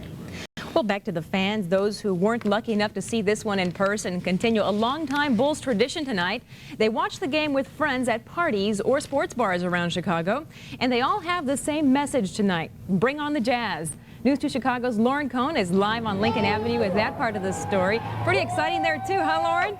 It's been very exciting, Sarah, and they are still chanting, coming up even to me now. They want to be on camera screaming, "Go Bulls." But, you know, it's a little bit mellower out here tonight. Maybe it's something in the air. Maybe it's because it's Sunday. Maybe it's just that we're used to all this victory. But even during the most anxious moments of the game, Bulls fans didn't flinch.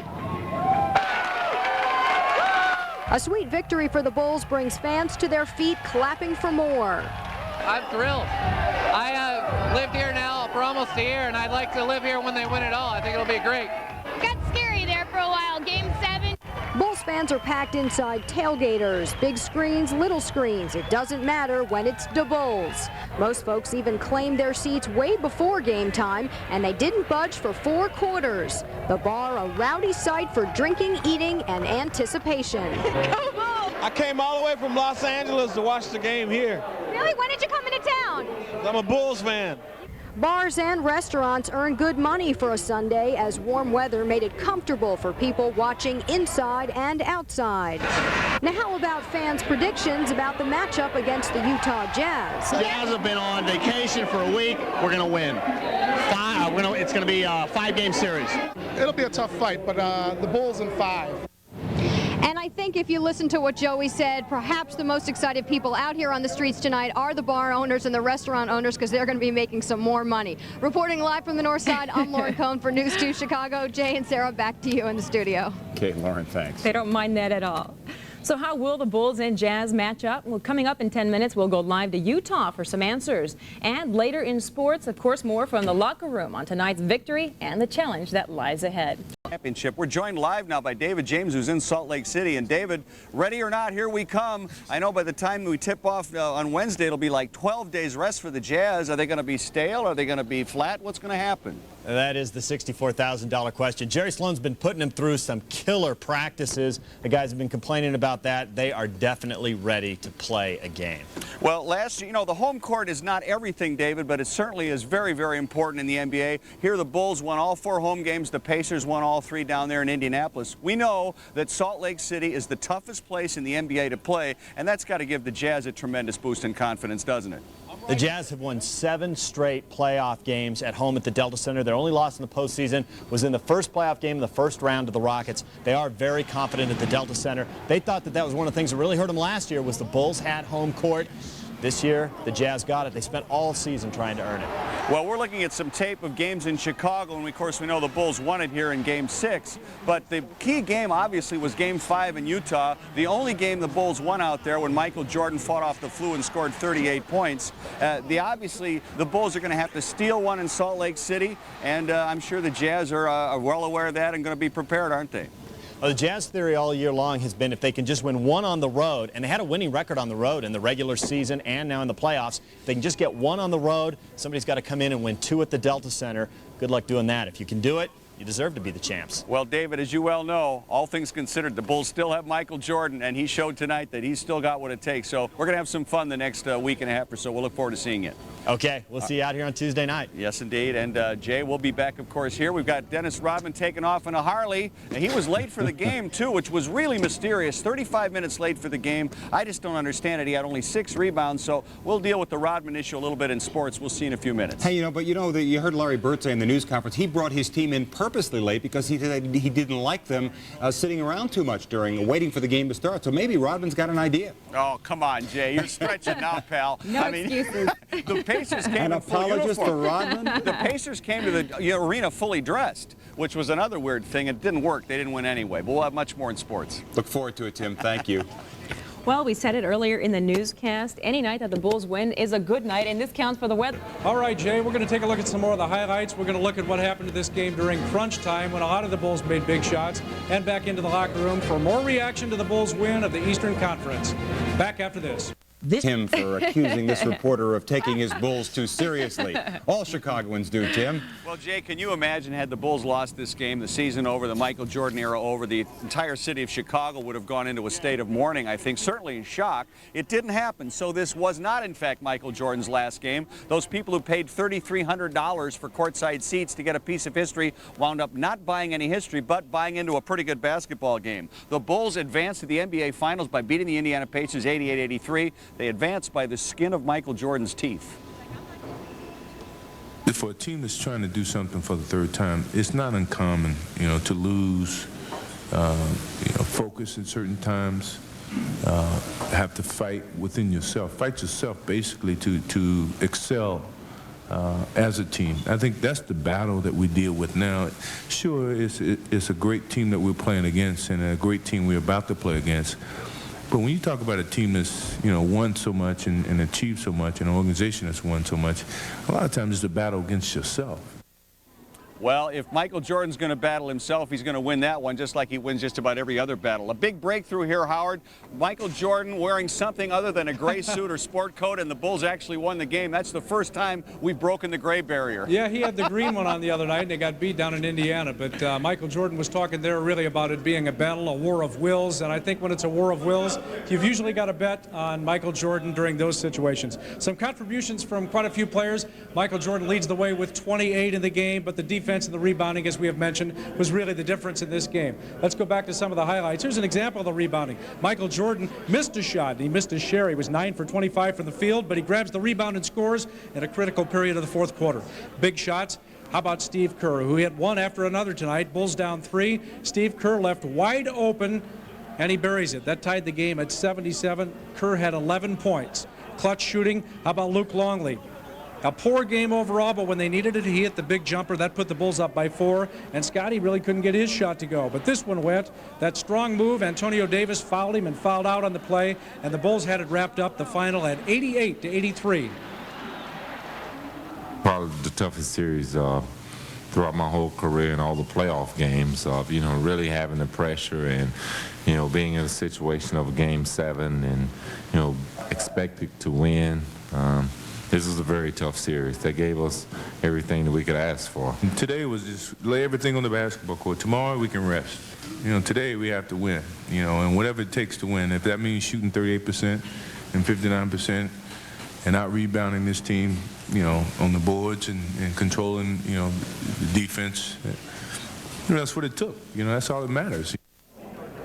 And he's right there. Michael Jordan 9 for 25 from the field. Scottie Pippen 6 for 18, but they get the job done by playing defense and hitting the boards. Let's switch gears and go to on sports tonight, and what a sports tonight we have. The Bulls beating the Indiana Pacers 88-83. That means they advance to the NBA Finals. Howard Sudbury is joining me, of course, and Howard, the city of Chicago would be in total shock if the Bulls had lost this game. But the fact that they won, it was so difficult. I think they're in emotional exhaustion right now. I know the players are. I'm sure they're completely drained. How can they have anything left for Utah? Well, I talked to Luke Longley in the hall just a little while ago, and he talked about, there was a point in the fourth quarter where he was beginning to have his doubts that it was going to get done when they took the lead. So there was a lot of drama involved, but in the end, we figured that we were going to get it done on this floor anyway. Well, that's the key, home floor. Right. That's why the Bulls won the series. They had 4 games here. They lost the 3 in Indiana. Now they've got to go play Utah. 4 games out there. Toughest home court in the entire NBA. 3 games here. Obviously, the deck is stacked up a little bit against the Bulls. This was the first 7th game the Bulls have had in 6 years, which is amazing, and certainly the toughest game of the Michael Jordan era. The Pacers gave the Bulls absolutely everything they could handle. Jumped out to a 20-7 lead. The crowd was completely dead. It was unbelievable. It's almost as if everybody was resigned to say goodbye to the Michael Jordan era. But don't say goodbye to Michael Jordan just yet. 5,000 5,764 career points in the playoffs, passing Kareem Abdul-Jabbar, and that particular basket tied the game at 28. But how about Reggie Miller, Howard? The guy was nowhere Friday, but he certainly was there today. Well, we were afraid about that because he had that bad game down there. You know he's not going to stay cold a couple days in a row, so he came up big and got him back in the game toward the end of the half. And Michael was hot, very hot at halftime. The Bulls led by 3, and talk about hot. How about Tony Kukoc? 5 for 5 in the third quarter. He had 14 points in that quarter alone. The Bulls stretched the lead to 69-61, and the waiter certainly delivered this time, didn't he? A big hero for the Bulls. You know, in the past, he's hesitated to take the shot sometimes. Tonight, he wanted the ball. Well, Rick Smits wanted the ball, too, as the Pacers go on an 11-0 run, and it was really critical that Rick Smits got into early foul trouble. He was not the factor he should have been. Oh, Michael, 28 points tonight, 74-73 lead Bulls, and then our man Steve Kerr came up when he had to with a couple of big trays. The Pacers make the fatal mistake of leaving the wrong guy wide open. He's going to nail that every time. And he played good defense, too, on Travis Best. But Scottie Pippen, who was 6 of 18 from the floor, had 2 huge hoops when the Bulls needed them the most. Here he gets the rebound. Then he manages to break free off the screen as Reggie's tripping to get after him. Scottie giving the Bulls an 81-79 lead, and then a critical hook shot to make it 87-83. Oh, what a pretty play as the Bulls go on to win it 88-83. And now, no time to rest, Howard. No time at all. They're going to have no practice tomorrow. Tuesday, fly to Salt Lake City. Wednesday on the floor. The only thing that I think is real positive here is that the Jazz will have been off for 12 days. They've got, even Larry Bird said it in the post-game press conference, the Jazz are going to drop a game because they're going to be stale, they're going to be rusty. Tim, that's that old argument that nobody can really figure out. Did they need the time off to maybe get their legs back in them because they're an older team, or do you get rusty when you lay off that long? That's the question. Well, at our age, we need all the time off we can get. That's a different story, pal. I'm talking about the Bulls' age, too. Well, right, yeah, exactly. Well, I don't know about the Bulls. The Bulls did need a little bit of time off. I mean, after an exhausting series like this, so Utah will be a little bit rusty going in, so maybe the Bulls can continue their momentum and go out there and grab one. We had a lot of people to hear from, like Phil Jackson, right? Let's hear from Phil Jackson right now. A lot of interesting comments after the game. We'll begin with the coach. You know, they're going to pound at us at our weak points. I think we got to explode a little bit, you know, with the matchups. Luke had a tough series. He gave us some good minutes, but Tony certainly, they made him a focal point on the defensive end, and Steve Kerr at times were a focal point at the defensive end. So, I mean, somehow we have to correct those focal points. We're 2 teams that tied at the regular season, 62 wins. You know, thinking about Utah, they played very well this season. I think that their bench is very similar to Indiana's bench. I think this is a good preparatory series for us as far as the type of matchups, the type of energy the bench gives them, the relief they get from their bench players. It's a team that's got much more poise and moxie than a lot of teams in the league because of their veterans. And the matchups are going to be very difficult for us. Very difficult indeed. You know, I think the Indiana Pacers really put themselves on the map. They showed a lot of guts and a lot of character, and the state of Indiana is probably very proud of the way they played the Bulls. And they should be, and Larry Bird has put himself on the map. I mean, he did a terrific job with those guys. He wouldn't let them quit. Howard, that team didn't make the playoffs last year. No, pretty much the same personnel did not make the playoffs this year. They take the world champions all the way down to the end on their home floor. I mean, I don't know what Larry Bird's got. He really can't put 2 sentences together sometimes, but he's a heck of a coach. Well, he's pretty. I tell you what, I've been around him quite a bit during this thing and listened to him grow. He's getting pretty good with the interviews. He's got a quick wit, and the one thing that he's got is that demeanor. He's so calm. Remember when Miller hit the shot down in Indiana? Nobody will forget that. And you look at Bird, and he's got that catatonic look on his face. And I think his team, you know, kind of took some poise from Larry Bird. Well, the Bulls, of course, had poise. That's one of the reasons they won. We're going to hear from Larry Bird a little later in the show. But right now, let's talk to Scottie Pippen, because it was very interesting. Scottie Pippen has been through the wars with Michael Jordan all these years, 5 world championships. And Scottie had a very interesting thing to say. He said this was the toughest game and the toughest series that he's ever played in. Let's listen to Scottie. Well, game 7 is a different game. I mean, it's anybody's game. I mean, we feel very confident on our home court, and we feel like that our crowd is going to be able to give us a lift. But you know, you go into today's game thinking about, you know, the preparation that the coaching staff has put us through to get us ready for this team, and you try to put everything together. And you know, we felt like we were well prepared for this team. We were prepared for their offense, and we just tried to make this one game the biggest game of our season. Well, Scottie Pippen, as we mentioned, was just 6 of 18 from the floor, but he made 2 huge baskets. And Howard, Scottie gave himself up, really, because by guarding the Mark Jackson as he did and having to expend so much defensive energy, there really wasn't a lot left for him on the offensive end. But he did what was necessary to help the Bulls win. And Scottie Pippen had 12 rebounds in the game, so he was active on the boards. He was, you know, he's so great on defense. You're right. He's got the long arms. He's so quick. He's so valuable. That's why the Bulls are never out of a game, even if the other team gets ahead. You know they can clamp down on another team and clamp that defense down and keep them from scoring. Scottie contributed a lot in that way. Well, the defense will certainly be critical in the Utah series, which tips off on Wednesday in Salt Lake City. We're going to take a break, and we'll come back with more Dennis Rodman on motorcycles. We got all sorts of stuff yet to come from the United Center. Stick with us on Sports Tonight. This portion of Sports Tonight. We're back live at the United Center. We're on having Sports a great Tonight. time, aren't we? Well, we are. And, you know, the great thing is that we still are able to do this now for about, what, 9 or 10 more days. And it came this close to having it all be over. And that really is kind of a terrifying thought. Michael Jordan has been so part of the Chicago landscape for 14 years. To think that this could have been the last game he ever played in was absolutely staggering. And that's why people paid $3,300 for these courtside seats. They wanted to be part of history. Your buddy Johnny Morris even got Gene Siskel seats. That's He right. wanted to be here for the history. But thank goodness it wasn't historic, just a good game. No, I tell you what, though, Johnny Morris is Michael Jordan is the biggest fan of the world of him, so he was coming here because he knew he was going to win the game. I think everybody knew that in the end that Michael would help him pull out. Good thing Michael wasn't getting nostalgic and thinking this was going to be his last game, or they might not have gotten it done. Well, you know, it started out like maybe it would be Michael's last game because he was nowhere. He had 2 points in the first quarter, Howard, really amazing. But you know, Michael is amazing as he couldn't really hit anything early on. The Pacers went out to a 20-7 lead. I really thought this crowd was terrible. I thought that they were spoiled. They were kind of resigned to defeat, and no matter what Michael tried to do, he just couldn't get it going. But you know what? Michael Jordan is never going to be kept down for long. He had 13 points in the second quarter, got the Bulls back in the game. On the way, as you know, Howard, past Kareem Abdul-Jabbar as the all-time leading playoff scorer with 5,764 points. That is amazing. And, you know, as Michael said after it was all over, he's the only guy in the world who doesn't get excited when he doesn't make his shots at first. We shot 38% and 59 from the free throw line, but yeah, our defense held strong. You know, I mean, defense wins championship. I think that was very obvious, and you know, we banged the boards very hard. When you're shooting that bad, then you have to go to the boards, and you know, gave ourselves many opportunities to shoot the basketball, and you know, it was a hard-fought victory. One thing that Michael Jordan does, Tim, when the shot isn't going is he takes it to the hole and he starts getting fouled, and he made 10 out of 15 free throws for him tonight. You know, it was interesting. Everybody was maligning the Bulls bench, Howard, but I mean, as Jay pointed out earlier tonight, Judd Buechler had 4 rebounds.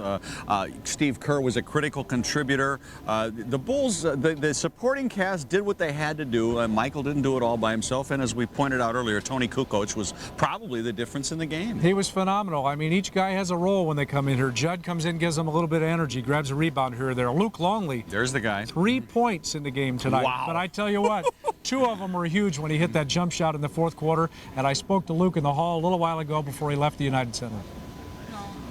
Wow, it was more than we expected. We felt very good before the game. Locker room was very focused. Very surprised to get out in there and get down by 10 or 12 points or whatever we were down. Looked pretty bleak there, sort of in the late first quarter, early second quarter. We started to reel it back in. I think our bench did a great job helping us get back in the game.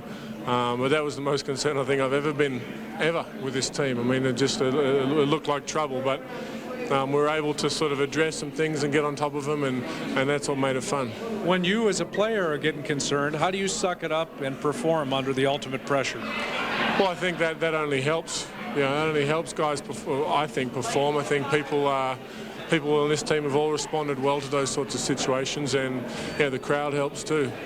You didn't do much in the first half offensively, but you did a good job on Smits when he was in there. Then you knocked down that big shot. Right. Michael gets doubled. He has the confidence to give it to you.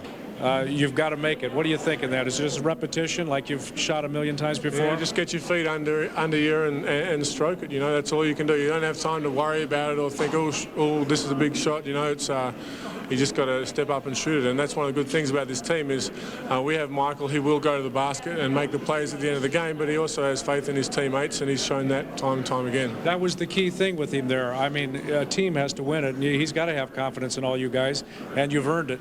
And he does, yeah. We've earned it over the years, and he has a lot of confidence in us, and that's been I think that's how we've won over the last 3 years. All right, a quick thought about Utah. Tough, disciplined, patient. You know, that they'll be loaded for bear, and we're going to have to come with our A game if we're going to get any off them. Howard and Luke. And as you pointed out, after Jordan passed the ball to Longley and he made that key basket, Jordan kind of gave him like this. Well, that's Jordan's role. Obviously, he's the man. He gets it done when he has to. But remember last year against Utah, he dished the pass to Steve Kerr, who made the basket to beat the Jazz, and the Bulls were world champions. Well, speaking of Steve Kerr, he came through when he had to. A lot of people were all over Steve because Travis Best kind of took advantage of him down in Indianapolis. Steve wasn't awesome today, but he was important. He got the baskets, and he especially had 2 baskets down the stretch. This one here, Howard, as you can see, really helped put a lid on things for the Bulls. And, you know, you got to have a guy like that who actually wound up playing some pretty good defense, too. Steve Kerr, one of the differences for the Bulls. The matchups were not good. You know, I couldn't guard Mark Jackson because he was posting me up, and Travis Best just outplayed me. He's lightning quick, and he played a great series. But I finally got some open looks and was able to help the team out, and it feels great. Well, you know, Howard, one thing that we were discussing earlier, Steve Kerr would never be late, but Rodman was. Dennis Rodman showed up 35 minutes late for the game. I don't know how big a deal it was, and he was very quick to leave tonight. There he is on his Harley. I don't know, are we overreacting here? He's 35 minutes late for the most important game of the Michael Jordan era. You would think that he'd want to be punctual. He'd want to show the team he cares. He'd want to show the coach that he's ready to play. He only had 6 rebounds. He really wasn't that big a contributor. What do you think? He hasn't been that big of a contributor in a lot of games in this series, but the guys will tell you that Rodman has been this late most of the time during the season. He says that when he gets in here, he gets too nervous sitting around for an hour and a half before a game, so Phil throws him a little bit of leeway. What do you do with him at this point? They've been bending rules with him for a long time. Do you come down on him now and lose him completely? I don't know, but a lot of people aren't comfortable with letting one guy, you know, break rules like that. Well, Dennis Rodman was not a big factor last year in the Utah series. He's going to need to be this year because they're not going to be able to get the job done unless everybody plays up to complete potential. We're going to have Bill Murray coming up in just a moment after a break to talk about his reaction to the Bulls' victory, and we'll also run down the rest of the day in sports. Stick around for Sports Tonight. Our 10 o'clock sports, the Cubs and Sox were both winners. The Cubs beat the Braves tonight 4-2 at Wrigley Field, and the Sox were winners in Detroit by a score of 8-2. But Tim wants to see some hockey, so let's roll to the NHL. Fresh air as a coach goes for us. Well, thanks. And the referees still suck. Thank you. That'll cost him a little bit of money, but it was worth it, right? I wonder if it will. I think everybody knew he was kidding. But, you know, hey, the referees, no, you know, there wasn't any whining tonight about the referees because people got to the foul line and couldn't hit them anyway. That's the Bulls were 24-51. I mean, if anybody had hit free throws tonight, this game would have been a blowout. The free throw shooting was brutal. 23 of 37 for Indiana, and the Bulls were 24 of 41. That's pathetic for professional basketball players. You shoot like that against Utah, you're in big trouble. As Luke Longley said, they got to be on their A game, and that includes making your free throws. It's only 15 feet, pal. It's like a short putt. All right, well, that's all for us. Thanks for joining us on Sports Tonight. For Howard, for Steve Goldberg, Norm Potash, Chuck Davidson, John Krupski, Jeff Morrell, everybody. Bill Murray, thanks for being with us. Good night, everybody.